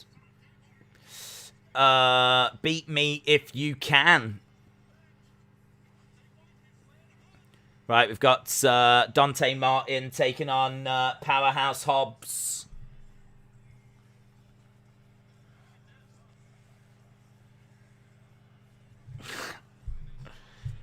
They are still chanting CM Punk. I don't know if we've gone to commercial break. Kind of feels like that's the perfect time to go to a break. Look at that dude. There's a guy in the crowd that's got like these massive CM Punk hand wraps. And he's got his hands in them, and it's got they're white, and it's got like the red, and he's like, yeah. They look cool. Aww. Hook is the final boss. Taz is awesome on the mic, just like Punk. They work so well together. I did mention Hobbs earlier because Punk has been mentioning him in the past. Aunt Linda looks so sweet. There's a great moment where Punk just goes over and she grabs him. She's like, thank you, like this. And it was lovely, that was. Punk staring at Hobbs. Hobbs and Hook have come down from the face tunnel. What's going on? CM Punk almost walked into the light there. Silly CM Punk. It's great seeing Punk back in a wrestling ring. I love that. I love how real that felt. I love the way they were bouncing back and forth. It didn't feel scripted. Didn't feel fake. Didn't feel like it didn't. It felt like I love Taz was like, don't you dare mention anyone from Team Taz. CM Punk's like that. No one has mentioned Team Taz. You have on radio, on social media, and it felt like a real. It's really good. It's really good. Powerhouse Hobbs versus Dante Martin. CM Punk is back, baby. We want more Hook, says Lone Star Friend. Kenny Omega's street fighting character is Akuma. He even comes out at him at Fyter Fest. I don't know that one. If they weren't in Street Fighter 2 on the Mega Drive, aka the Genesis. Ain't it funny to have not scripted promos? What a revelation. Feels like a real fight. Taz's excuse to confront Punk was lame. I don't think he had an excuse. I mean, CM Punk said, like, who do you want me to face? And he's like, we've got a Moxley here, we've got whatever. And Taz, who was on commentary, was like, give me a mic. So, I don't know. I don't think there was like a reason. I don't know that if Punk hadn't have said that, if Taz would have said anything. If CM Punk had called someone out, Taz might have just stayed quiet, might not have said anything. But the fact that he was like, shout out, who do you want me to face? That gave like Taz an opening. So I thought it was all right. I thought that was all right. Vape Ross Vape said Taz is the Joe Pesci of AEW, and I love it. Super Turbo was only on Super Nintendo, says Alexis. Akumi was in Super Turbo, not the Genesis one. Listen, I know what was in Street Fighter 2 Championship Edition. I played that game a lot, right? There was no Akumi, okay? If you want to talk M. Bison, you want to talk Sagat, you want to talk Balrog, you want to talk Delsim, or Blanca, or Ryu, or Ken, or Chun-Li, yeah, you want to talk all these people, we can have a conversation. But any of these newer characters, any of these children that have been introduced since, not interested in them. Punk mentioned Hobbs and Starks on one of the interviews for sure. Punk walked down the heel side of the entrance. Is that a teaser? I don't think so, because Hobbs just walked down the face side. So I don't think that's a tease that he's about to turn face either. So it might just be a production thing. E Honda. That was always. I love E Honda.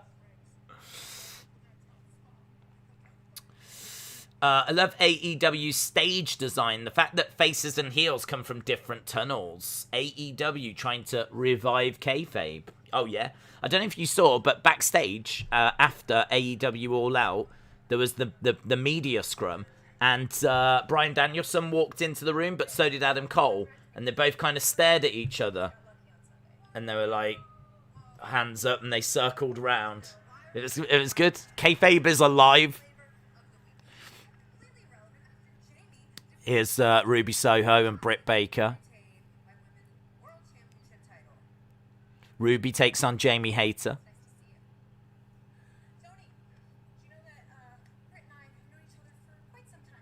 Britt and I have known each other for quite some time.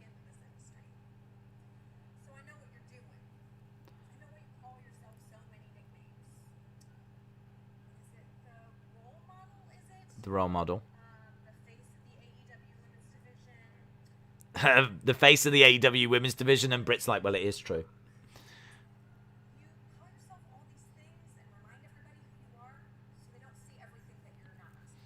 You tell everyone everything you are so they don't see what you're not.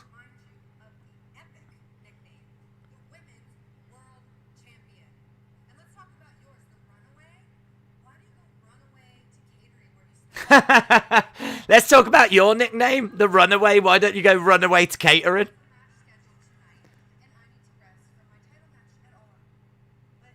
I need to rest from my title match from All Out.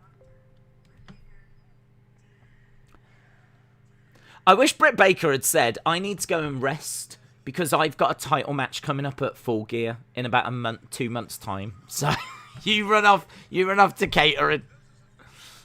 That was good. Another good little backstage interaction. Powerhouse Hobbs in the ring, just waiting for Dante Martin. Damn, Britt. That was mean. Shots fired. Actually, WWE are getting rid of their catering. That's true. That is true. Yeah, I read that as well. They've stopped paying this company for like the catering they provide. I don't know what that means. I mean, that's bad. Why? That's bad. You should be able to at least go and get something to eat.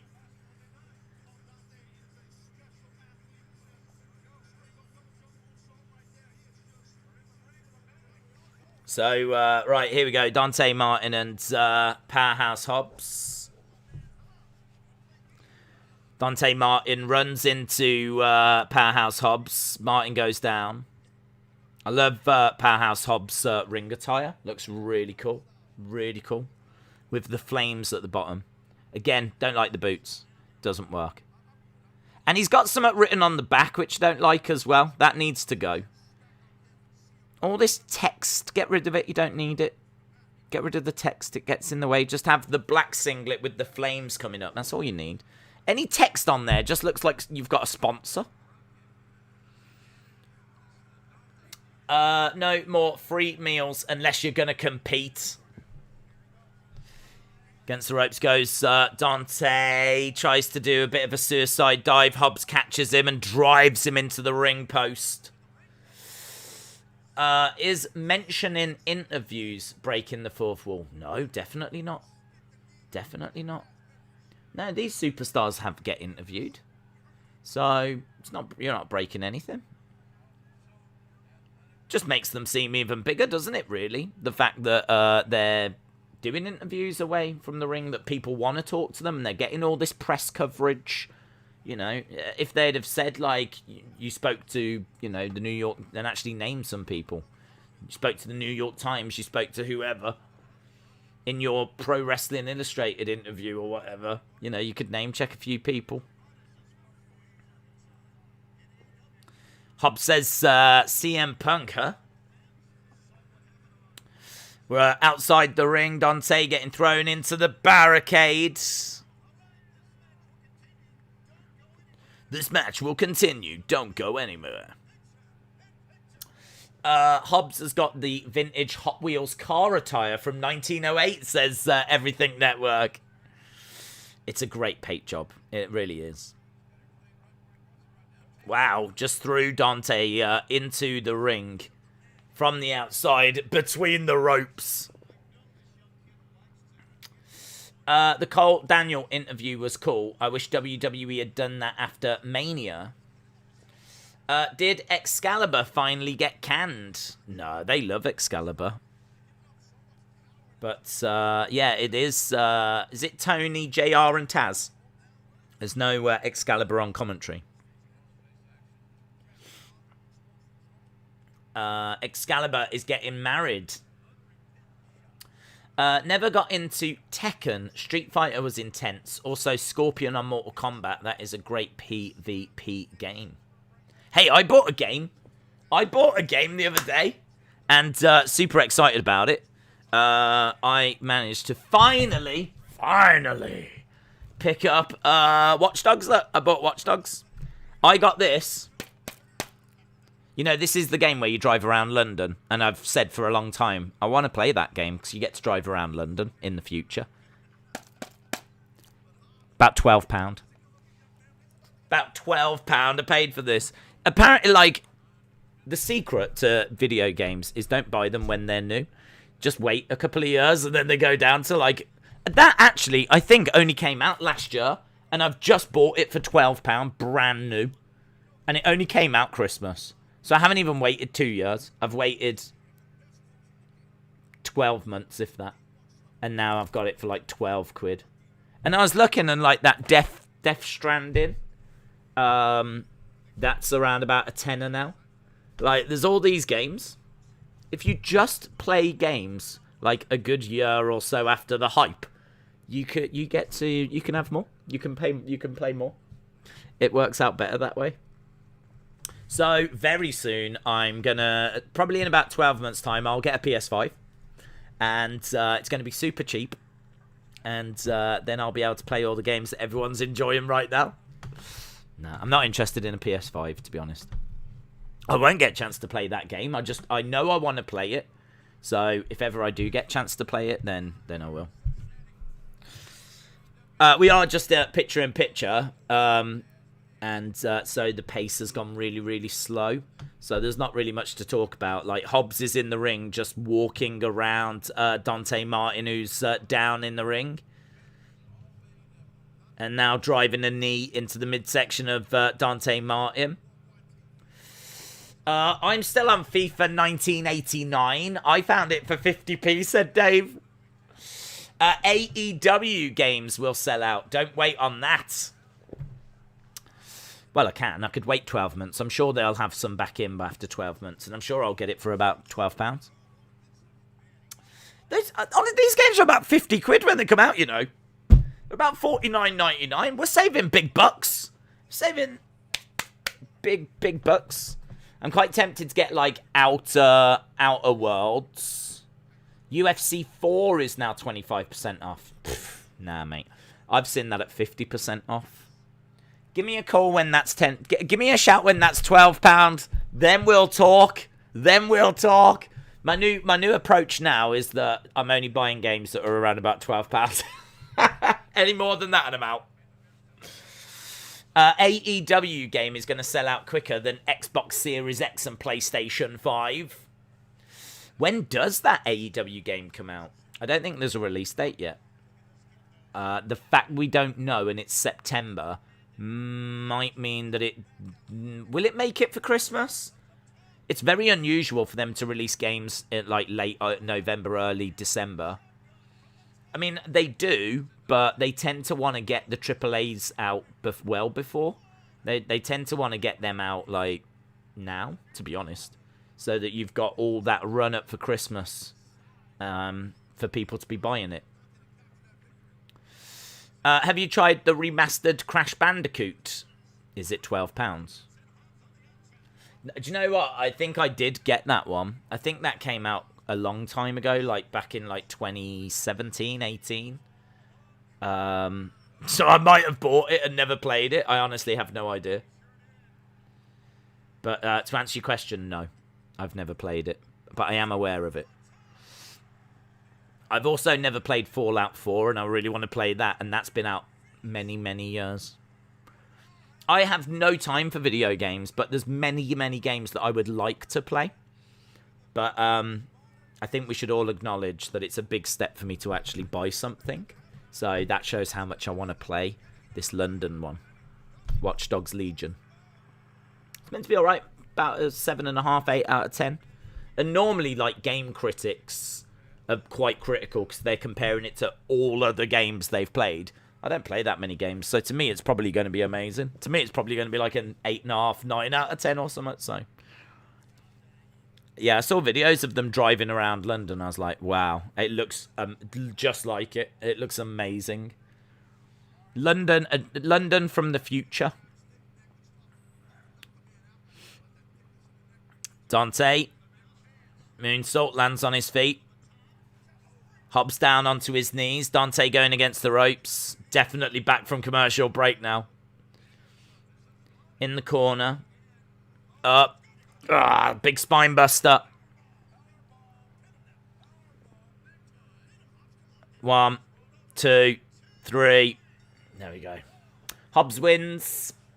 Try Tetris. I highly recommend that. Is it £12? Days, I've just pre-ordered FIFA 22 for £60! Do you know how many games you can get for £60? Oh my god. Oh, that's just upsetting. £60!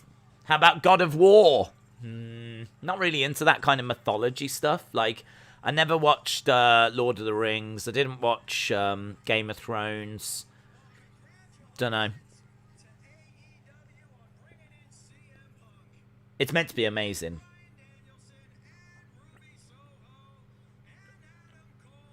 Right, here's Dan again.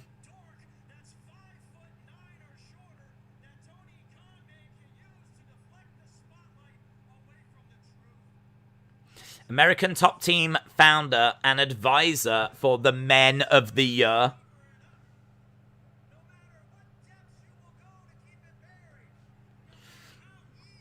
Jim Cornette, lol. Dan Lambert, man, he's good. He's a good promo.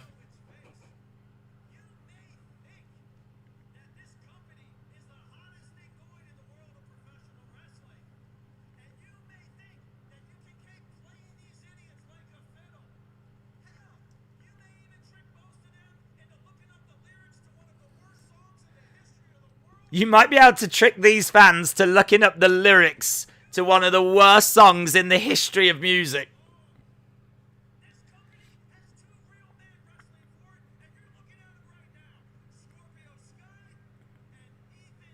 Scorpio Sky and Ethan Page. Dan Lambert saying they're two real men.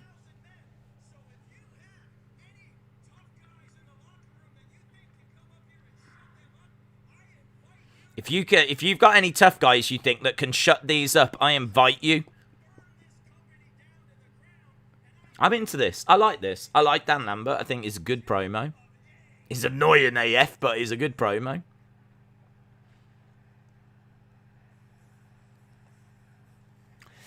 I'm currently playing Spider-Man on PS5 and loving it. Once I'm finished, I will get that Watch Dogs games, but I'm not in a rush. Yeah, I was the same. It was one that I wanted to play. I knew I would never get time. I was happy to leave it. Time just goes by. You know, you do the Olympics, you do the Euros, whatever. Obviously, the longer time goes by, the cheaper it gets. Boom. I just happened to see it for 12 quid the other day, brand new, and I was like, it's just a no-brainer at that point. So, yeah.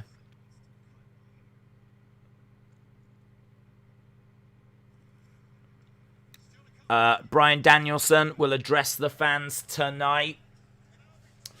Did you see that Kevin Owens teased Mount Rushmore reunion? Tease going to AEW? Yes. Yes. Currently playing Ghost of Tsunami, and that's really fun. What's your PlayStation name? It's not a thing. I don't ever use it. Like, I can't stress it enough. My PlayStation is not even plugged in. So, it's not a thing. And if I do go on, it's only going to be to play Watch Dogs Legion. I saw June next year for the AEW game, but I could be wrong, says Adam. Wow, that would be a long time. What episode are you up to for The Walking Dead? I finished 10. I'm at the start of 11. I haven't got any further with that. So I'm completely up to the start of season 11, which only started. So I'm doing really well. I mean, I'm literally, 3? I think has there been 4 episodes of season 11 so far? So, yeah, I'm pretty much there. Love it. Yeah, brilliant. I must say, I thought up to the start of season 7 is brilliant. Season 7 and 8, I agree, is not what you hope for, really. But to be honest, watching Walking Dead on streaming, where you don't have to wait weeks, months to get to the next episode, it doesn't make a difference. Like, so many people seem to have fallen out of Walking Dead because they were so frustrated with how slow it was moving. But certainly in season 7. But the thing is, if you can just jump to the next episode straight away, it's not really a problem. So it is slow, and I can see why people would have got frustrated. But watching it on Disney Plus is brilliant. So it's not an issue. Season 8 is a little better, but still not where I want, not what you want. 9, I think, is amazing. I love 9. Season 9, I think, is a fantastic season. 10, I thought, was all right. Not as good as 9, but better than 7 and 8. And I've got high hopes for 11 because it's the last season. So, yeah, I kind of feel that the first seasons are really good. Maybe season 2's a bit rubbish. But season 1, it's only 6 episodes. It's really good. Gets you hooked. Season 2, I think, is very slow. But people seem to stick with it at season 2. And then 3, 4, 5 are brilliant. 3, 4, 5 are brilliant. 6, I think you probably start to see the decline a little in 6. And then 7 is, slow. 8, 9 is amazing. 10, I thought, was all right. So, yeah, but honestly, if you're going to sit down and watch Walking Dead, watching it on Disney Plus is a dream. Because even if it's slow, it's just you watch it, okay, fine, yeah, and then you're on to the next episode, and it's worth sticking with. Here is MJF, Maxwell, Jacob, Friedman. Wardlow's a bit more jacked than I remember, actually. I've never seen an episode of The Walking Dead, and I'm not going to. Keep Jericho out of this segment, says Corvid. Negan is the best character other than Rick Grimes, says Dave in real life. Yeah, Rick's my favourite. I agree.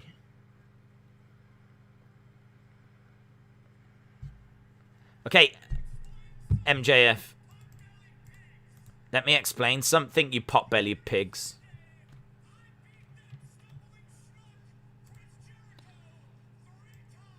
Okay, so MJF said he beat him.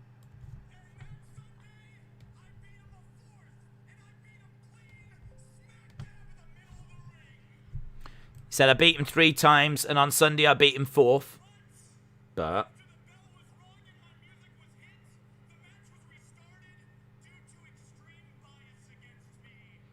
the match was restarted due to extreme bias.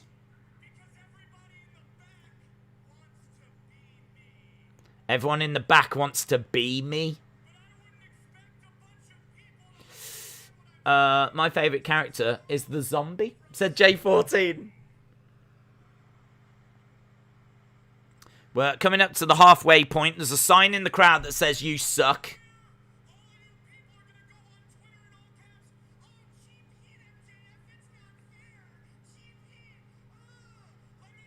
GP.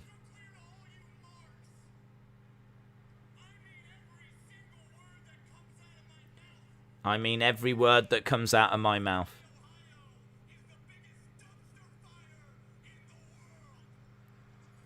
This is the biggest dumpster fire in the world.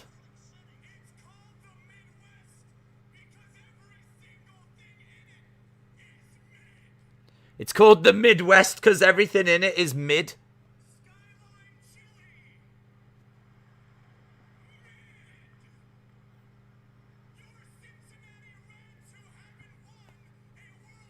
So he's going off on the sports team.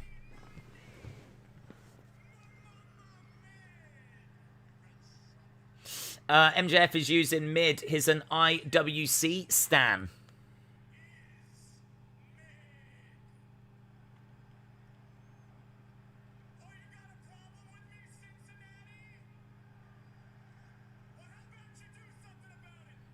Do something about it.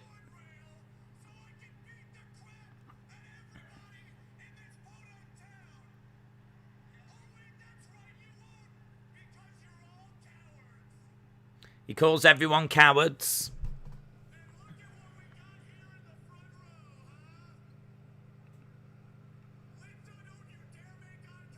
Don't make eye contact with me, Linda. He's going after Linda now.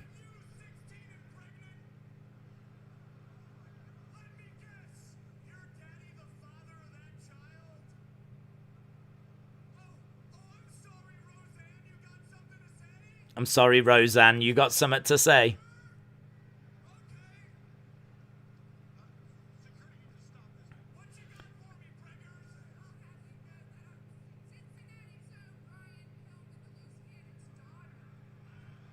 I'm Bryan Pillman's daughter, and the crowd cheer.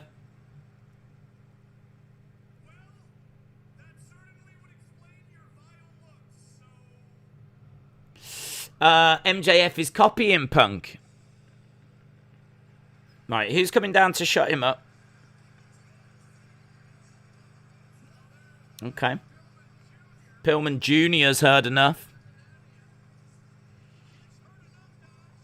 Pillman Jr. coming out in a Cincinnati top.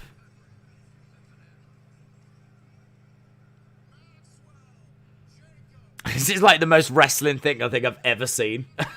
Like, you've got like the heel in the ring, like going off on the local sports team. And then out comes the face wearing the local sports team shirt. It's like, it's so painfully wrestling. It's I mean, like, there's no criticizing it. We've been here many times. We'll be here many times again.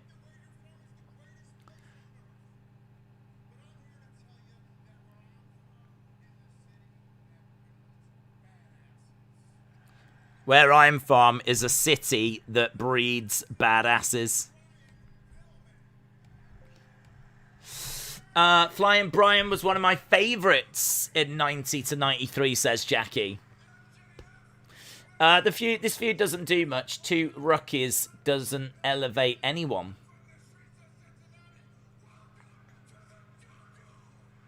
Welcome to the jungle. Guys, Cincinnati like the ghetto of America or something. What's going on? It's Cincinnati where like Tupac came from and everything. What's going on? We breed badasses! Welcome to the jungle! I mean, Aunt Linda. Is Aunt Linda from Cincinnati? Because she looks lovely. It's really hard to convince me that Cincinnati is like this hellhole where there's full of, like, you know, gangsters and killers when you've got Aunt Linda in the front row clapping away.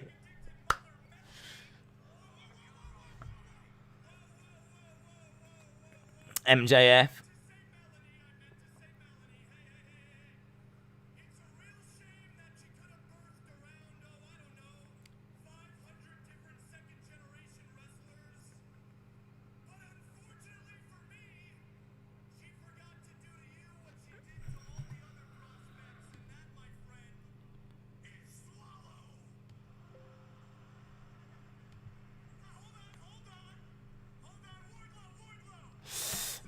Methany.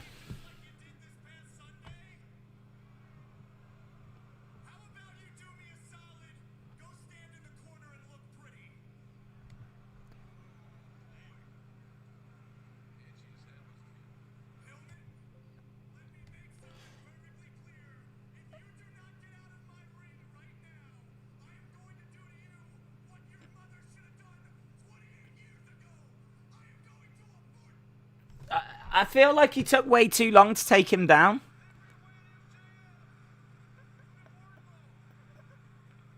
Like Pillman, like MJF just really went quite far there in that promo. And Pillman just stood there and let him talk.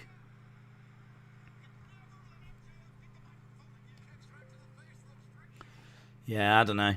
I think MJF's an amazing promo, and I think that he went really far.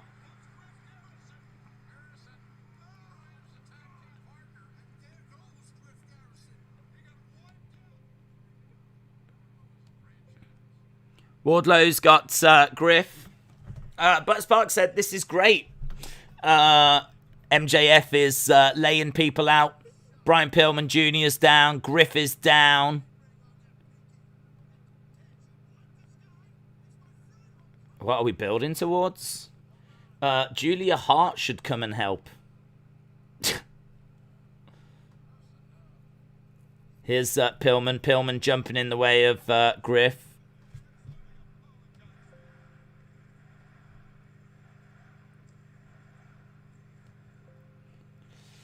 Okay, MJF is walking away. Do you know, I'm a bit torn on that segment. I'm a little bit torn on it.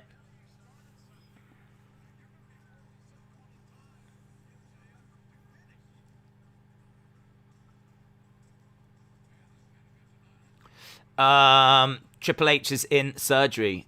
Is he in surgery? I thought he had surgery. You could get FIFA 20 for $1.99. All right, that's me done. That's me sorted for a football game. They are a cute couple. Come on, Griff and Bryan, says Heather. Right, we're just seeing Moxley. We're at the halfway point. Harley said, I thought the segment was fantastic. Jeremy said, Wardlow is going to be a monster face.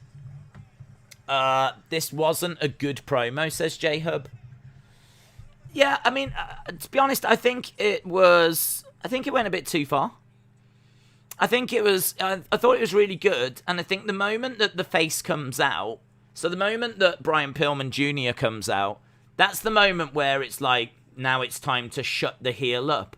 He got into the ring, and MJF just started saying even more and going, like, even further. And, like, saying stuff that I wouldn't even want to repeat, to be honest. And it's kind of like, Brian Pillman just stood there. So you're kind of watching it going, you're in front of everyone. He's showing you, he's just like run down Cincinnati. You're the great hope to, level the score. And you're still letting him talk. Punch him in the face. Do what everyone else there wants to do. And he finally did, but for me it just went on a little bit long. And then, like, he comes out on the worst end of it, and I don't know. I kind of felt like it set up something amazing. I wanted to see Pillman come down and just start beating him up. I wanted to see them go at it, and Pillman, I don't know. It just went a bit too long for me. Went a bit too long. Outstayed its welcome a touch. But, yeah, there's no denying MJF's very impressive on the microphone. I'm not saying it was a bad segment. I just wouldn't go over the top about it.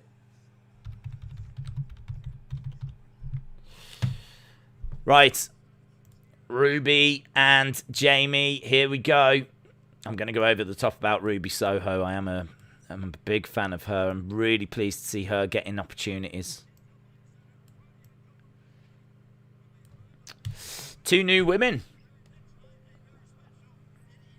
Right, Ruby getting pushed back a little bit and locking up.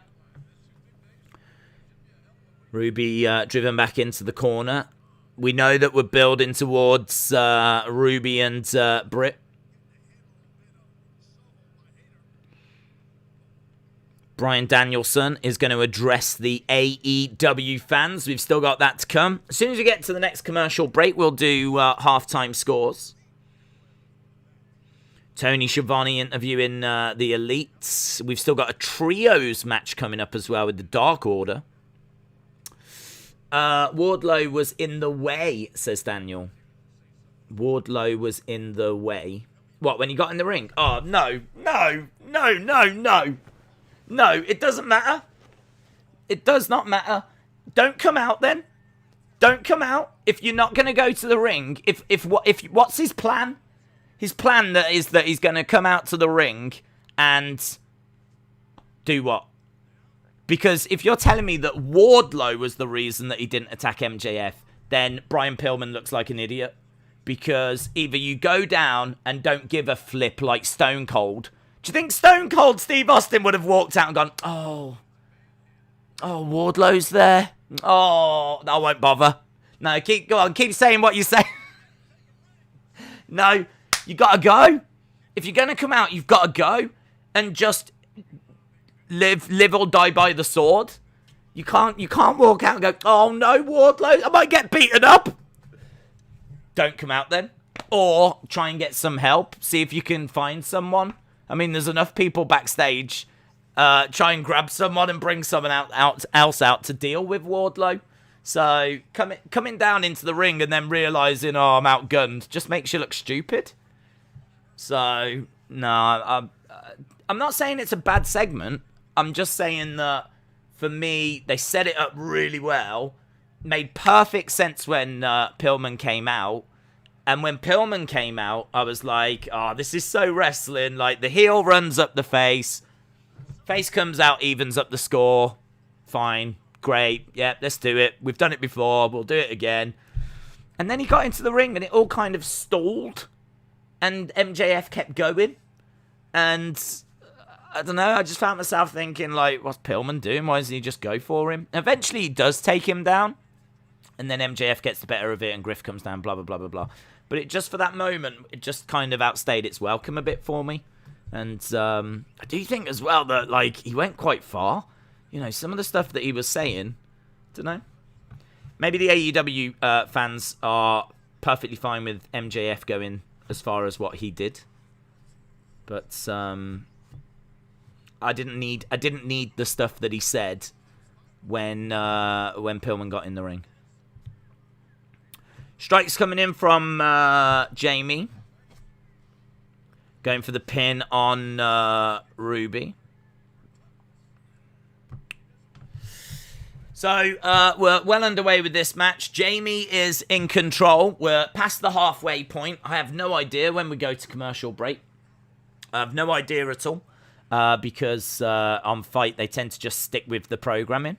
So, we might have to wait for, like, the kind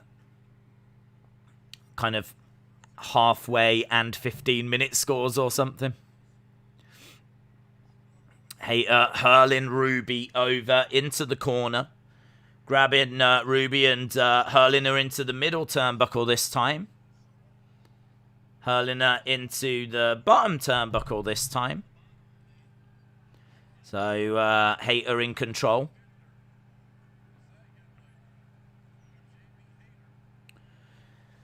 If WWE did a promo, people would cry saying that they took it too far, says James. Stomping away by Jamie. Into the corner goes Ruby. Back elbow by Ruby. Driving Jamie's face into the middle turnbuckle. It's showing an Avengers Endgame commercial. What, are you at commercial, are you? Big Boy says we're on commercial. Get in your halftime scores then. Halftime scores. What do you think of Dynamite this week? What are your thoughts? What are you seeing? 7.5 says Butter Sparks. 7.25 says Brony. Brendan says 9.25. LSW says 7. Spike says 8.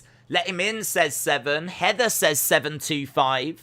I think these are very, very fair scores. Yeah. 7. Big Boy Dally said this feels average. Airflow Games says 6.5. Future Comp says 7. Austin says 7. Brony says 7.25. Devante says 4. Dylan says 7. Harley says 7.5. Brian says 7.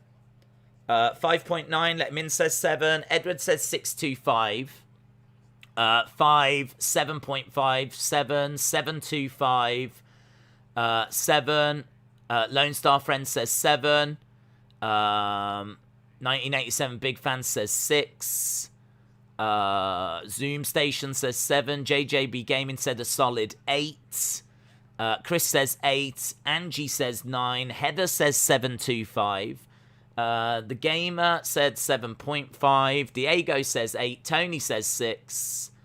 We're not in picture anymore. Well, that's fine. We're still underway with this.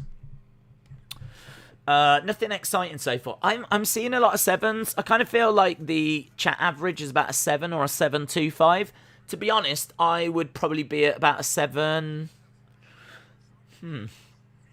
Probably be at about a 7.5. I mean, I've enjoyed the show. There's not been any segment that I've thought has been like bad. I thought like the opening match was all right. I wasn't crazy about it, but I certainly didn't hate it. I thought it was a perfectly fine opener. You know, I kind of think that it's good for Malakai to get that kind of a platform. Promos, even though I thought the MJF one outstayed its welcome a little, I still enjoyed it. Dan Lambert's I thought was really good. CM Punk and Taz I thought was amazing. So yeah, I kind of feel like I'm in line with the community. But yeah, I think it's really good. Forearm strike by Britt Baker, and Ruby is down. Let's see how the next 50 minutes goes then, shall we? Let's see if it can hold these scores or maybe even improve these scores. Riho's come down. Riho. Oh, backbreaker by Jamie Hayter. Ruby's won this. She had to win this. Britt Baker's got the AEW Women's Championship on the ring.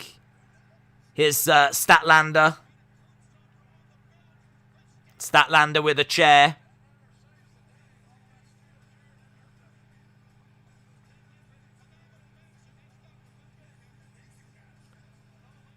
Here we go. Britt Baker's got the AEW Championship in her hands. Looked like she was about to like curb stomp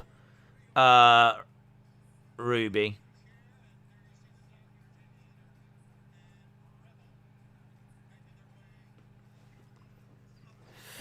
So, are we building to a tag match, do you think? Riho, Statlander, Ruby.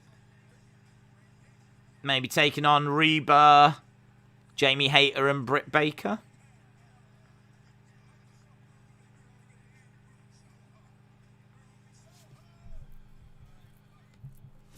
Yeah, Ruby, that Rancid track's awesome, innit? So, right. Ricky Starks. Here's Brian Cage. I don't think either of those women should have lost tonight, says Eddie. I figured that Riho would move back to Japan after her and Omega broke up, says Corvid. I didn't even know they were in a relationship. Riho is adorable, says Let Him In. Do you think Soho and Riho will name their team The Hoes? I don't think so. They could, though. They could. I kind of feel like Ruby would be alright with that. I've got no idea how Riho would feel about it. Ruby Soho looks like Ruby Riot. CM Punk versus Daniel Bryanson. Daniel Bryanson? It's his new name. Bryan Danielson. I think a lot of people are going to make that mistake. Daniel Bryanson. I don't hate Rio. I just don't get her. The music makes a big difference. Yeah, it's good. That's good. The reason Tony Khan couldn't get the final countdown was because they wanted too much money, says Heather. Oh. I don't really want that for Daniel anyway, to be honest. I wouldn't go back to that. I kind of think that where Daniel's evolved And I'm sure there's fans that want it because it's nostalgic, but I'm not upset that we haven't got it, to be honest. I thought that was his name. It's Daniel Bryanson. It's Bryan Danielson. Everyone's going to confuse me if you keep saying Daniel Bryanson. The Soho Squad. I watched the Football Channel. Robert, shout out to you. Yeah, shout out to everyone that joined us over on the Football Channel. If you are a fan of Premier League action, there is a Football Days. There is a Football Days channel. Not NFL football. The Ronaldo, Messi kind of football. That kind of football. And I need to have a look into how the flip to watch the Man United game after this. So we can potentially see Ronaldo's first match back at Old Trafford. Which I don't know if it's at Old Trafford, but it might be. Man United versus Newcastle. What did Days rate All Out? I think I settled on a 9. I was either 8.75 or a 9. But I was feeling the positivity, so I think I might have settled on a 9. As the dust settles, it might slip to an 8.75, but it's around that ballpark. Proper football. Danielson reminds me of the Karate Kid. Right. 45 minutes to go. 45 minutes to go. Team SSR, Soho, Statlander, and Riho. Jareem, shout out to you. United are at home. Thank you. Right, here we go. It's the Pinnacle? Oh, the trios match. Okay. So, this is going to be FTR and Sean Spears. The chairman.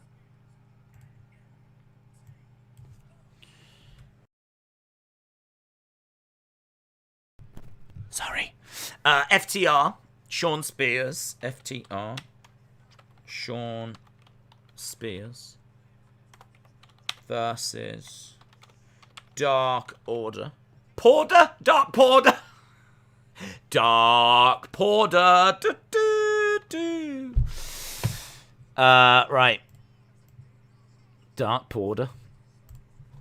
I totally forgot the Pinnacle was a thing, says Austin. Yeah, MJF has kind of moved away from him, hasn't he?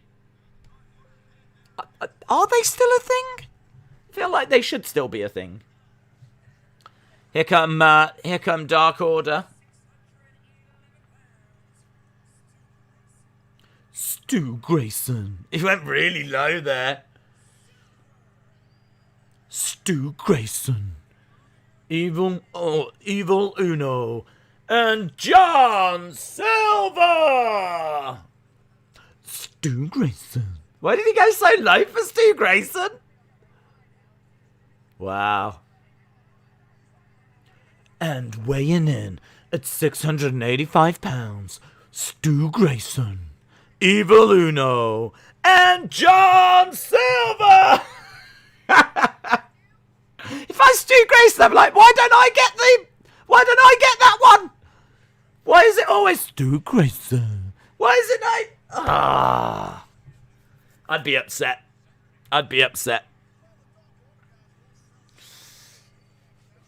Right, here we go. We've got the chairman in there with John Silver! Oh, Stu Grayson has come in. No, John Silver! John Silver's starting us off.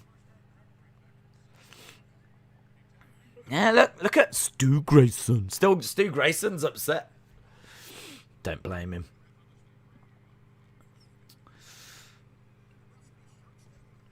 Right, Silver starting us off with Sean Spears. Sean Spears flashing the guns. Look at the guns right there. Look, he's making his boobs dance as well. Got a bit of a boob jiggle. We want Wyndham, said Bert Spark. I'm so glad that Anna is back to be the voice of reason. Is Anna around, is she? She lurking. John Silver is so over. You are so cool. Wait, I think you said my name right now. Jareem, I did. The crowd is green? Oh my god, you're right. The crowd's gone full on Shrek. Why is the crowd green? Why have they slapped a green light on the crowd? I mean, I'm not against it. But it is, does look like they're lost in a swamp. Nice. Good work by Stu Grayson. Tags in Evil Uno. They're teasing Bray Wyatt.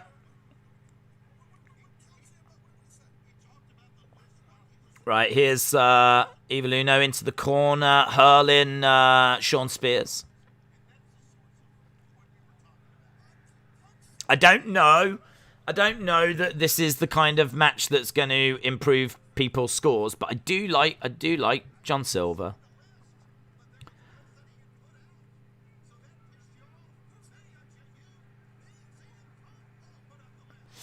It's the Buccaneers team. Days, how's Dynamite been? We've enjoyed it. I think the chat average was about 7.25 kind of ballpark. I'm probably about 7.5. Might be falling a little with this, but I don't hate this, but I like FTR. And I like John Silver. This sort of feels a bit inconsequential.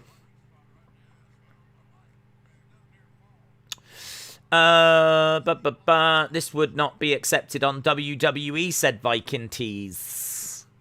Maybe green shirt guy has let out a toot in the crowd. Toot. Perhaps they're all green shirt guy. Perhaps all of green shirt guy's family and friends have shown up. Perhaps green shirt guy's community is all elite. Oof, lovely by John Silver. By God, it's Shrek! Shrek is all elite! Trying to make it over, but to make the tag, but Dax and Shawn Spears wipe out the other two members of the Dark Order.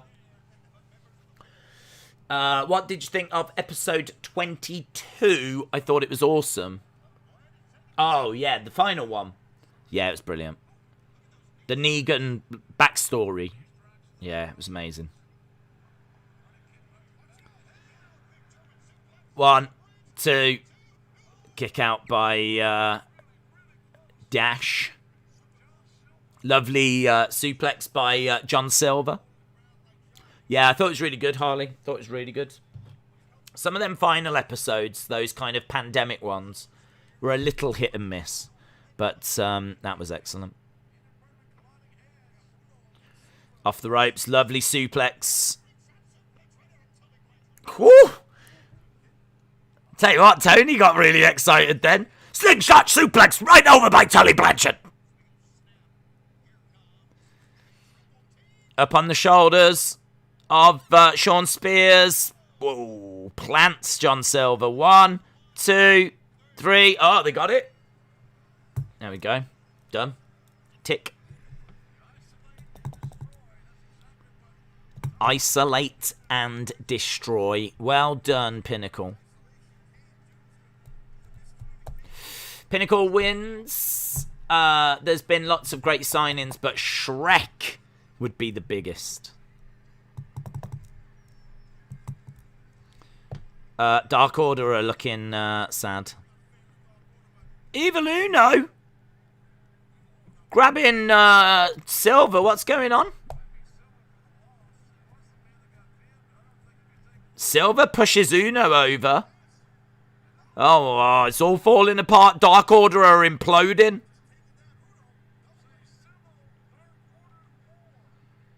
Is this the end of the Dark Order?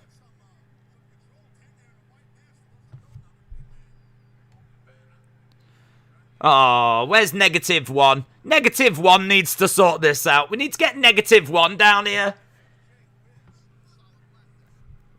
Ty Conti, Anna Jay, they're standing like, what's going on?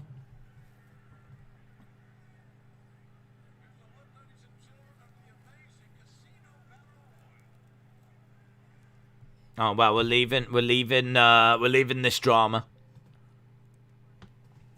Dark Order is falling apart. This is sad. Only Bray can save them. I think we're quite off. Aren't we a long way from Bray though? Like if Bray was coming in any week, I would agree, but I feel like we're quite a long way from Bray. I don't know. People are saying Bray's gonna save the day, but I don't know. How? They're going to have to tease this for a long time because Bray can't come in until, is it November? October 29th, is it? Oh my God, that's forever away. That is forever away. How are they going to keep fighting and bickering up for like 2 months? I don't know.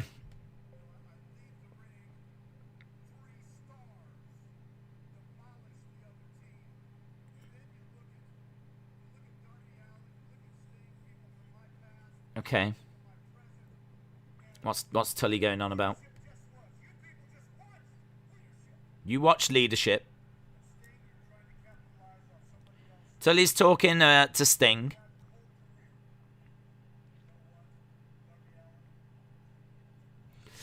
I just applied to go on the Dark Order's website. Maybe I can save them, says James Kenny. You are the hero that we need. You are the hero that we need.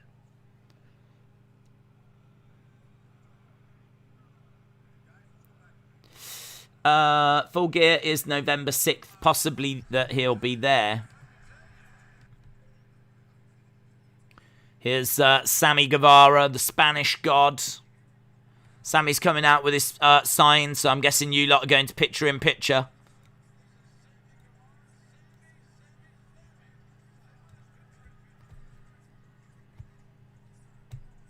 Here we go. Sammy's got some signs. He says, every summer has a story. Summer Raiders. Summer 2021 had some damn good ones. At All Out, Jericho destroyed Max. Big cheer for that. In Pittsburgh.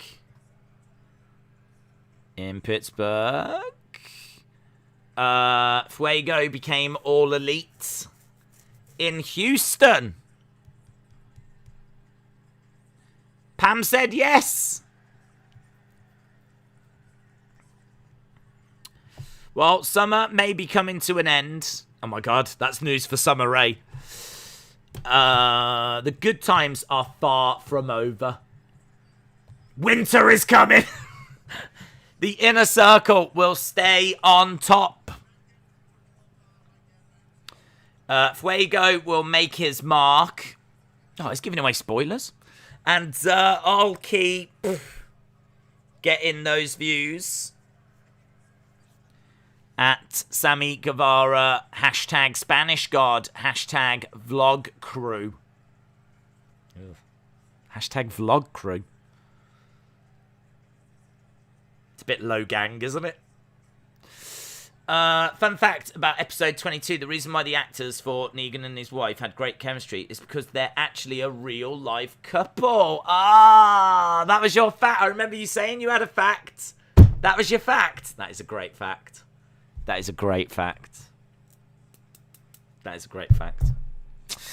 Adam Cole, baby. Tharuka, shout out to you. Shout out to you. What's the main event? Main event is Moxley versus Suzuki. Are we there yet? No, we're not there yet because we still haven't heard from the Elite. Unless we're going to do Moxley, Suzuki, and then we do the interview after. We haven't heard from Daniel. We only got half an hour. We've got Moxley, Suzuki. We haven't heard from Daniel. We haven't heard from the Elite, so. Whew.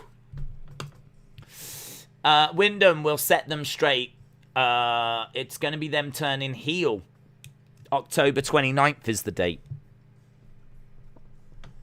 He could have told everyone to buy a shirt.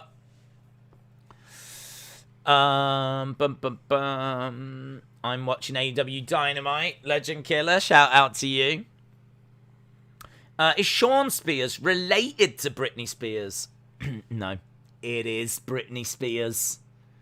Why do you think she's not putting out new music? This is why. Sammy deserves better, says Zachary. Okay, Griff and Brian Pillman are backstage, nursing their boo-boos.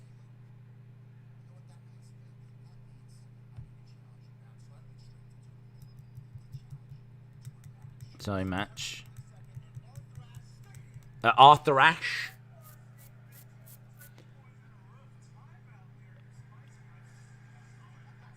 Ah, the Acclaimed?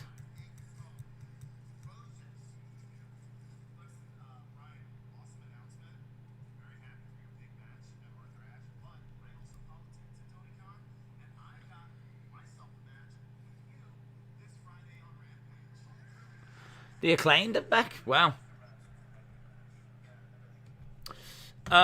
Tree Chunker, shout out to you.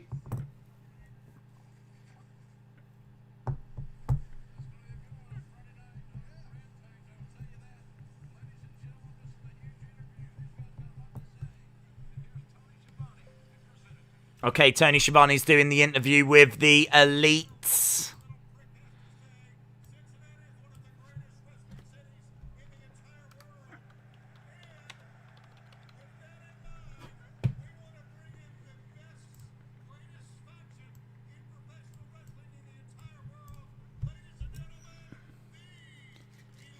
The Elites. The Elite. The Elite. Here's the Bucks hobbling a little.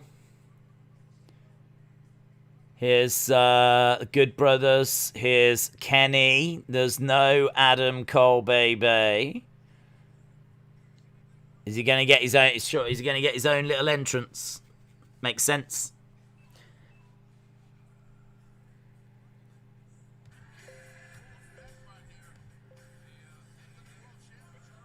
Okay, so Omega and Bucks and Good Brothers making their way down. Where's Cole? I think he'll get a separate entrance, would be my guess. This is stupid. Tony is too old to be wearing earrings.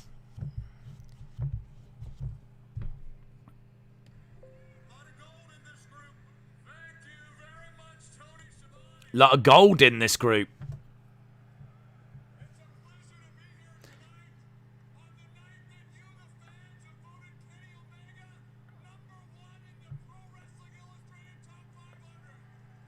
You fans voted Kenny Omega #1. I don't believe that's true. It's not voted for by the fans, is it? Is it voted for by the fans? I don't think it is. I think Don Callis might be lying. What a heel.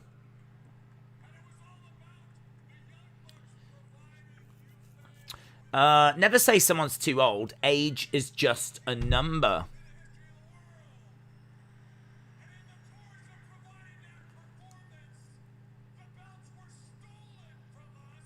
The belts were stolen. We've got a plan, don't worry.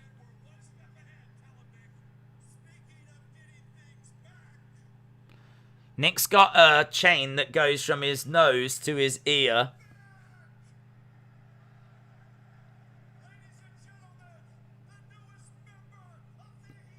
The newest member.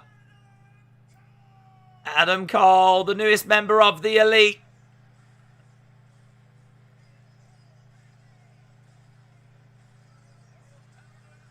Here is Adam Cole, baby.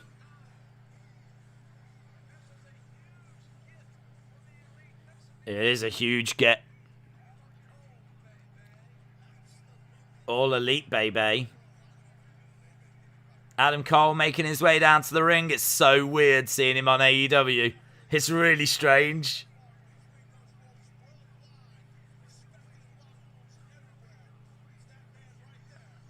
Adam Cole takes a breath. Adam Cole, baby.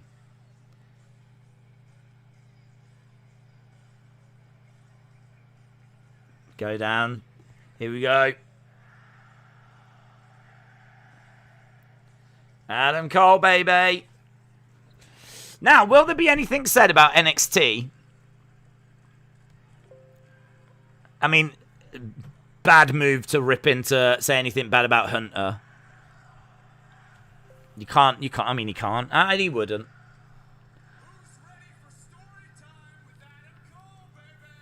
Who's ready for story time?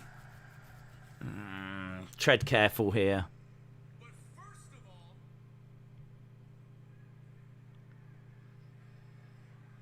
Adam Cole getting in the face of Tony Schiavone. Is that going to be his first opponent? I know you're close with Britt Baker. And I swear to God, if you even look at her the wrong way, I will slap those stupid glasses off your face and whoop your ass. Do you understand me? If you look at her the wrong way, I will slap those glasses off your face and whoop your ass. Get out of our ring. Adam Cole having a right go at Tony Schiavone. Nerd. Yeah, nerd. Taz is like, it's about time this happened.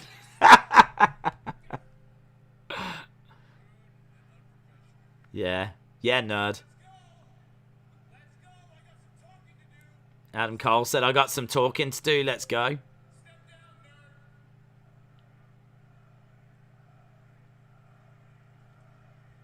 Good stuff.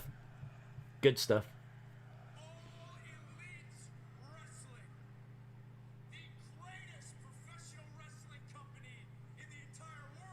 The greatest professional wrestling company in the world. And it's because of the guys in the ring right now.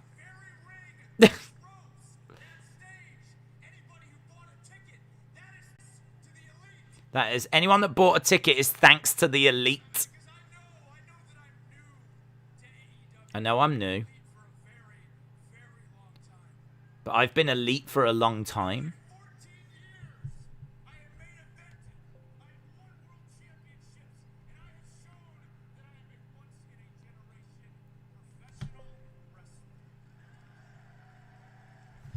Good. Really good so far. Now I'm with the very best. Bucks are the greatest tag team of all time.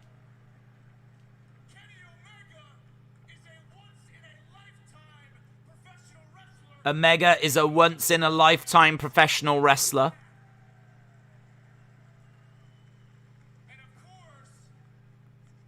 It's true. And now the Elite has got Adam Cole. No kind words for the Good Brothers. The Good Brothers just kind of standing there going,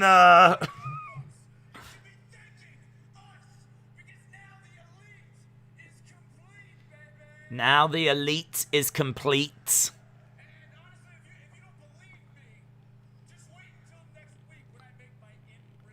In-ring debut next week. Here we go. Against Tony Schiavone by the looks of it.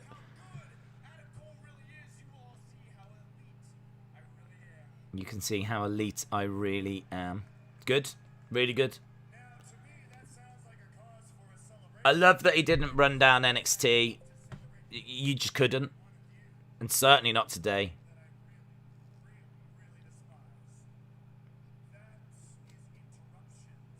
I despise interruptions.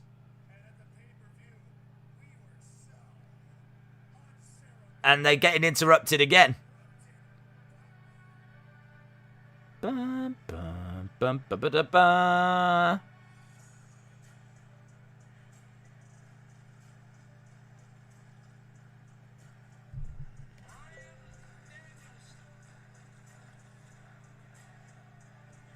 Yeah, I like Daniel's theme.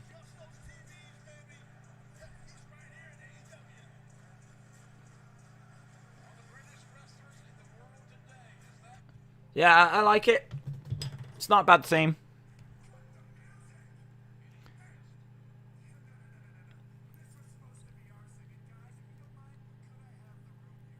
Bryan Danielson has made his way down. He's wearing a white shirt like he did. I need to talk to our new guest. Hey, Bryan.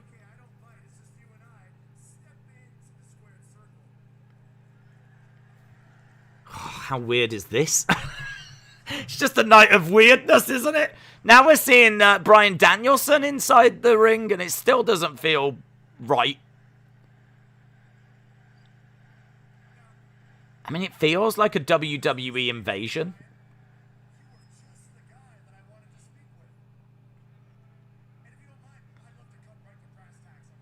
I mean, honestly, he's been in WWE for 11 years. That's a lifetime.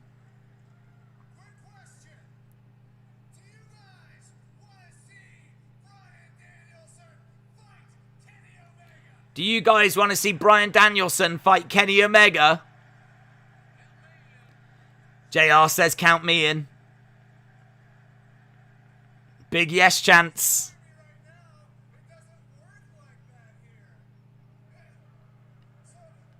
It doesn't work like that here. Oh, it's interesting. You're the greatest wrestler that ever lived. You talk about how no one's on your level.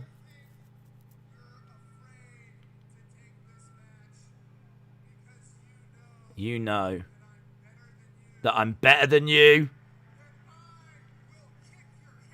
That I'll kick your head in. It's good. You are not on my level. Ah, it's good, isn't it? We're not going to have any time for Moxley and Suzuki. That's the only thing here, but Daniel takes down Kenny. Oh, the Elite come in.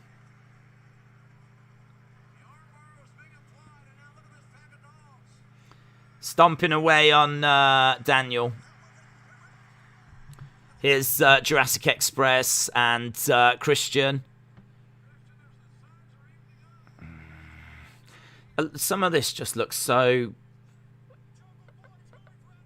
God, we need to, honestly, there's some people here that shouldn't be in AEW. Is it Cutler that's got the spray? So you've got like Daniel Bryan, Kenny Omega face to face, and Cutler comes in. Daniel Bryan's beating up on Kenny, and rather than Cutler trying to like grab Daniel and pull him off and try and do something realistic, he sprays Daniel with this cold spray thing. This sucks, to be honest. The Cutler stuff, love Daniel Bryan. Adam Cole promos amazing. Daniel Bryan is amazing. Great build, loads of excitement. Cutler is a mess. Shouldn't be around.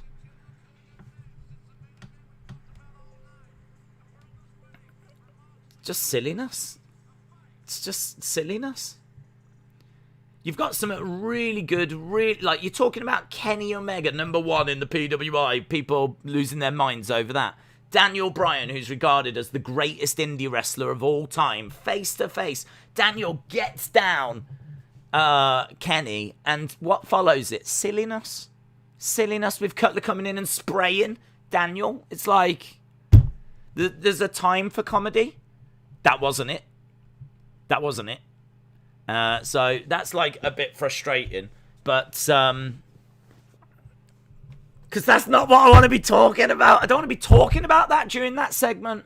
I want to be talking about, oh my god, how amazing, like, you know, Daniel's getting beaten up, down comes Jurassic Express, Christian Cage comes down as well. Like, they go too far sometimes. That has always been AEW's problem with me, is they take things too far. So, you know, that bit, Cutler should have just stayed out the ring. I don't mind Cutler coming down and spraying them as they're making their way down, but he shouldn't have got involved after the Daniel Bryan thing.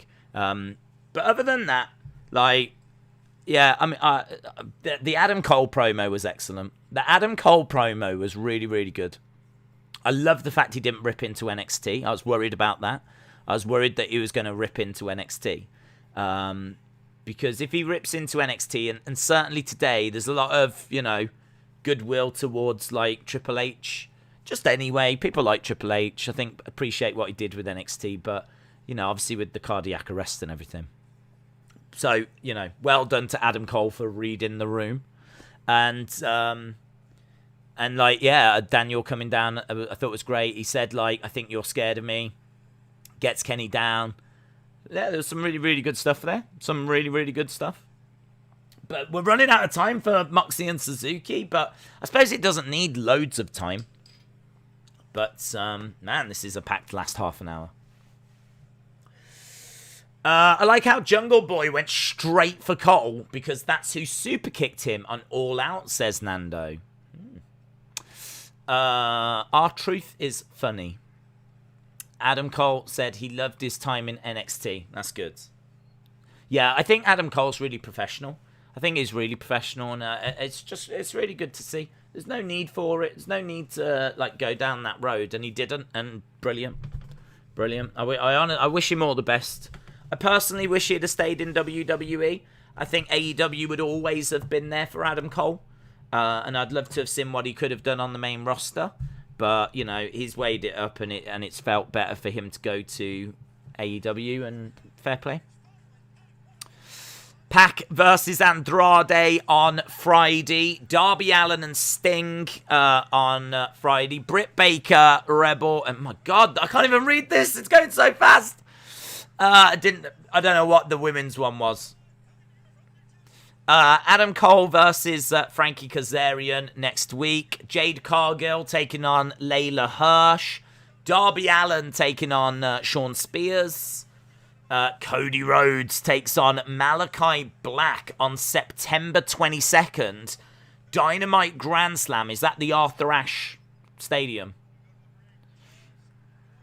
Right, the King. Here we go.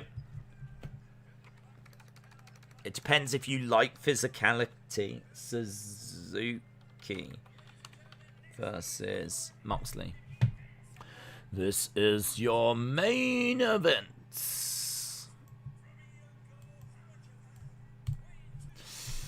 Such a shame they won't allow Bryan in New York. That event would have been special. Cody is back. Yep, Cody against Malakai in New York. Minoru Suzuki, 3-time world champion, MMA innovator. And, yeah, it's cool. It's really cool. This is a big name in New Japan. If you don't watch New Japan, this is a big name. He's not someone that tends to be like IWGP champion. That tends to go between like Naito, Jay White, Ibushi, Okada. So he's not someone that's kind of up there, but he's kind of like the old lion that stretches people. I suppose in a way he's a bit like the Jericho of New Japan. He's kind of the old legend that you know, isn't around the title picture anymore, but is like massively respected. But he's not a high flyer or anything. Don't be expecting any lion salts. Here's Moxley coming out and really pumped up. He's amongst his people. Welcome home, Mox. How does he get to the ring? Wow, there's not much room there, is there? Moxley absolutely surrounded by AEW fans. They cut the rest of his entrance.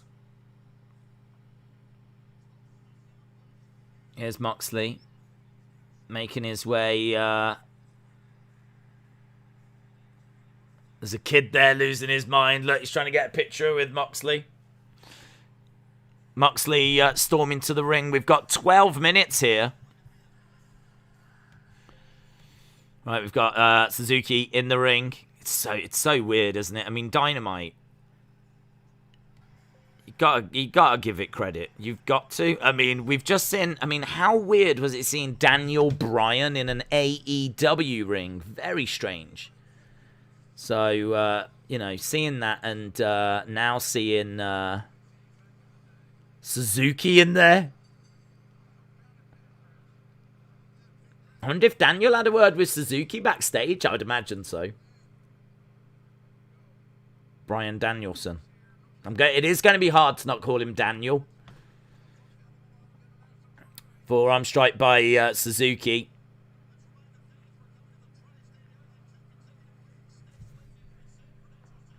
The other thing that we haven't really spoke about in regards to the Triple H news is, you know, is Vince going to take a load of responsibility off him because he's worried about him? That's his son-in-law. Do you know what I mean? That's his family, and you know, that's the father of his grandkids and the husband of his daughter.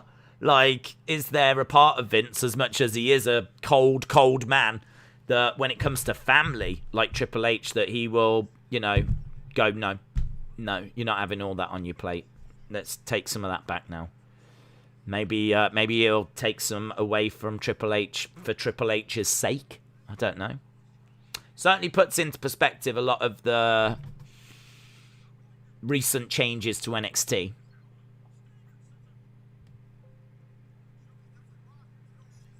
Moxley has got Suzuki over by the ropes. Aubrey coming over, having a word. It doesn't feel right seeing Bryan in the same ring as Kenny. It doesn't feel right seeing Bryan in AEW. It'll take some getting used to, but you'll get used to it. Draping armbar by Suzuki.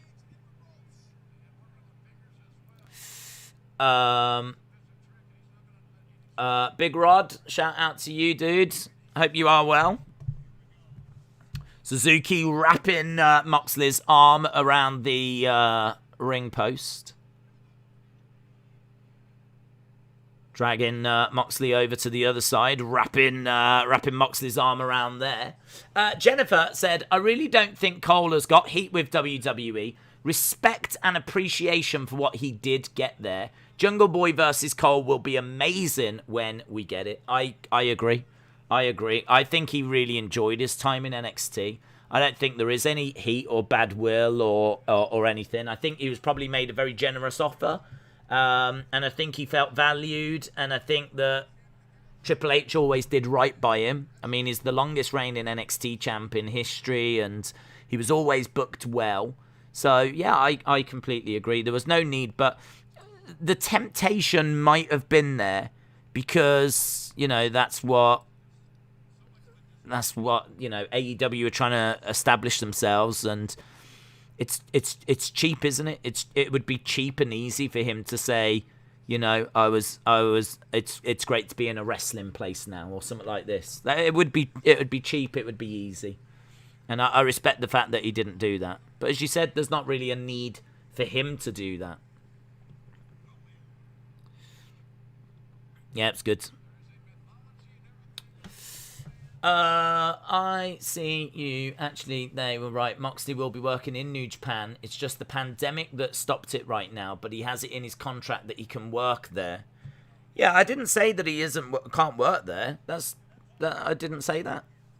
What I said earlier was the conversation we had earlier was that could it be that the AEW roster is so stacked that people go off to work in other companies?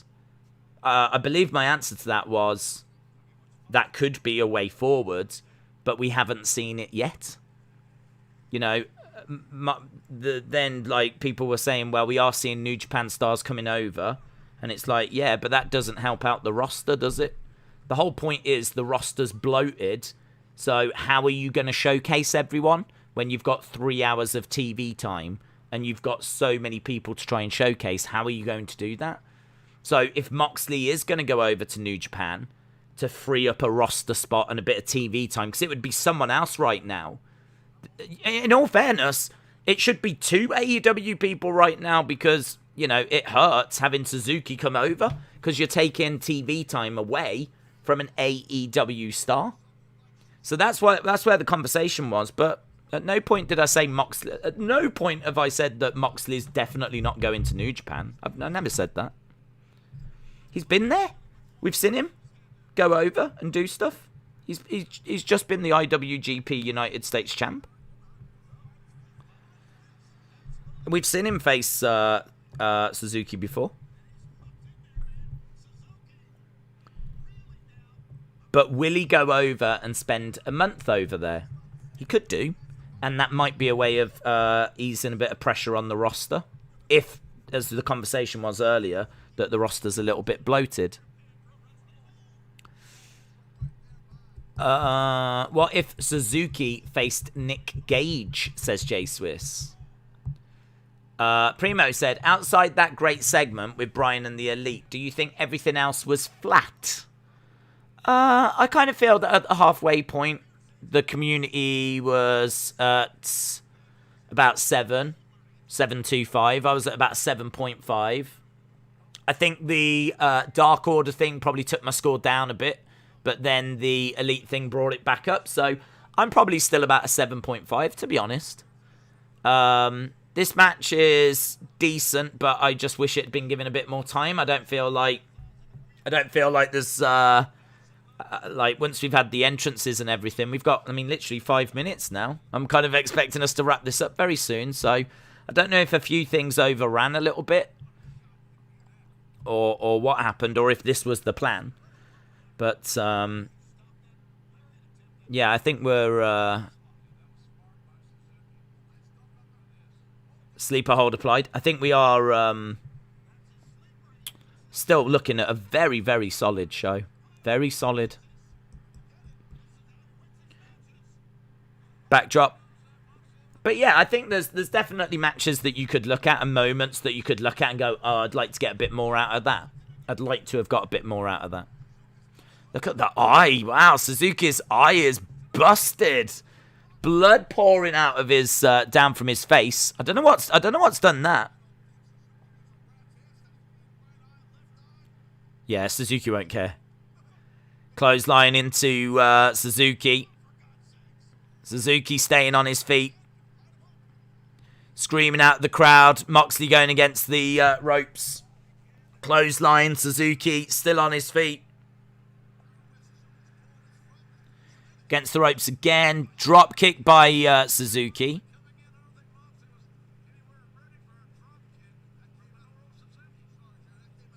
Blood pouring out of nasty. He's loving it. Sleeper applied. Probably, do you know what? In reflection, it's probably wise this is short due to the amount of blood that Suzuki's losing. Strikes coming into the side of the head. Is slumped down.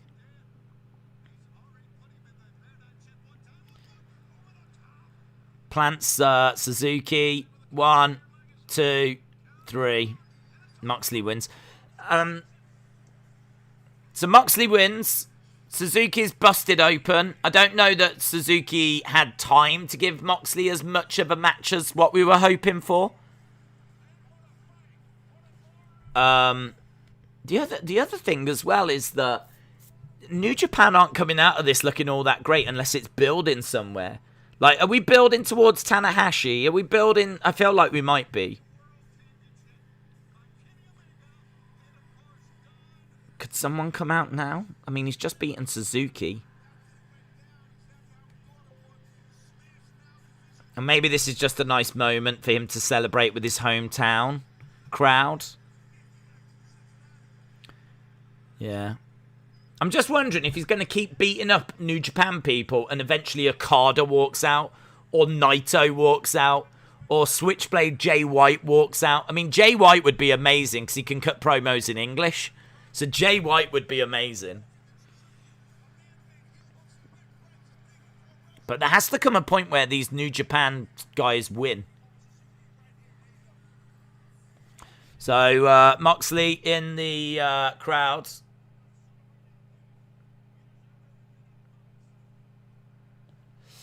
It ended quick because the Elite took too damn long. Austin said, that was a weird finish. Was it supposed to be that finisher? Don't know, maybe not. I mean, maybe they called the go home. He's trying to move a railing and go up into this crowd now. I think he knew that he wanted to close the show being in with the fans, so perhaps they were like, we need to go home. Moxley with his arms in the air. Ohio is Mox country.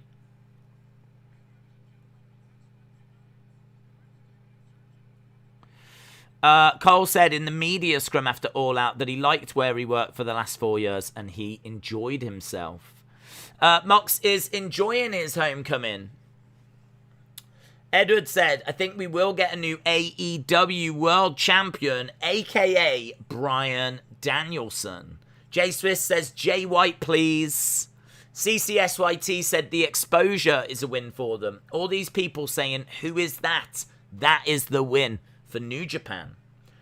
Sean Andre said that was a double underhook DDT.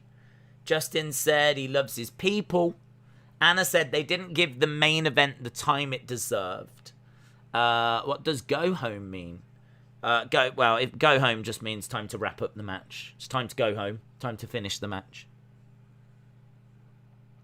Moxley blows a kiss to the camera, and the camera fades, the screen fades to black, and we are done. Put in your full-time scores.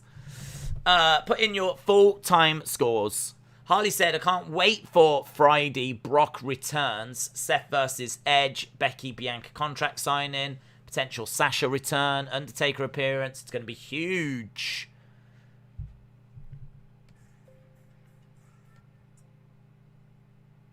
Yeah, gone to black. Dave said, I'm going to go to bed. See you tomorrow. See you later, Dave. Cecil says 8.1. 7.25 says Brony. 7.5 says Dylan. 7.5 says Jay. Vishnu says 7.25. Justin says 7.5. Ethan says 7.5. Chris says 8. One Mark says 6. Luke says 7.5. Brad says 7.5. Trey Gaming says 7.5. Brony says 7.25. Gamer says 7. C. Rayford said 6.5. Justin says 7.5. Let him in says 7. J14 says 7.75. Anna said 5. They can seriously do better. I think that's, yeah, I mean, fair, fine. Yeah, I think they can do better, in all fairness, with the star power that they had. 7 says Austin. Legend Killer says 7. If you watch Adam Cole's stream, he's one of the nicest guys ever. Mox is crazy, says Zachary. Mikhail said 7. David Watkins says 7.5. Legend Killer says 7. Brony says 7.25. KFC Nguyen says 8. Edward says 7. BN Drake says 7.25. Mike says 5. Zachary says 7. J-Hub says 7. Yeah, I enjoyed it. I thought it was a really solid show. Maybe it didn't knock it out of the park like we were hoping. Like, you know, with all this talent and with everything that's going on, like, you kind of think, like, oh, man, they can really smash it. Like, maybe Malakai and Dustin could have been a bit stronger. Certainly, I think the finish could have been better. And I maybe didn't need the boot being chucked in. That actually distracted a little. Obviously, you know, I think the MJF promo went a touch longer than I would have wanted. The Cutler thing during MJ, like, there's just these little things that they're so easy to fix. I'd just like to pull some of them things out from Dynamite. The other thing as well is, you know, like Ruby against Jamie Hayter maybe didn't quite reach the heights that I was hoping for. Main event didn't quite get the length of time I was hoping for. But so you've got all these little things, but for me it's not major. It's not major. There was nothing here that made me go, oh, I can't watch this. Like, there's nothing there. Everything here I thought was really solid. And so, yeah, as I said, I was probably at about a 7.25, 7.5. Then I probably dipped as a result of Dark Order. I kind of feel like I'm going to be generous. I'm going to be generous and say 7.5. I wouldn't go higher. I'm probably between 7.25 and 7.5. If I wanted, I could probably go 7.375. I could probably do that, but well, who cares? I'll go 7.5. I thought this was really, really good. Solid. It can get even better. I agree with Anna. It can get even better than this. This, I think, is... I think what you've just seen is like a pretty... What is the new average for Dynamite? Which I still really enjoyed. And like, I didn't feel bored. I didn't feel frustrated. I didn't feel disappointed or anything like that. It's just the odd little thing, but it is just little things. So, good. Yeah, really enjoyed it. Really enjoyed it. I'm really liking AEW and the direction that it's going and the people that they're bringing in. It's good. It's a really good, fun, energetic crowd are red hot. Do you know what I mean? The crowd are singing along to the songs. And, the crowd make a difference as well. The crowd are really, really into it. All night long, they're really into it. And they do make a difference. And obviously, we're building towards Arthur Ashe. That's going to be a big, juicy show. Obviously, Rampage on Friday. But I don't know. Like, Rampage, they're obviously going to keep putting on massive matches on Rampage to get you to tune in. But I wonder if there's a little bit of disappointment that it's now fallen below 700,000.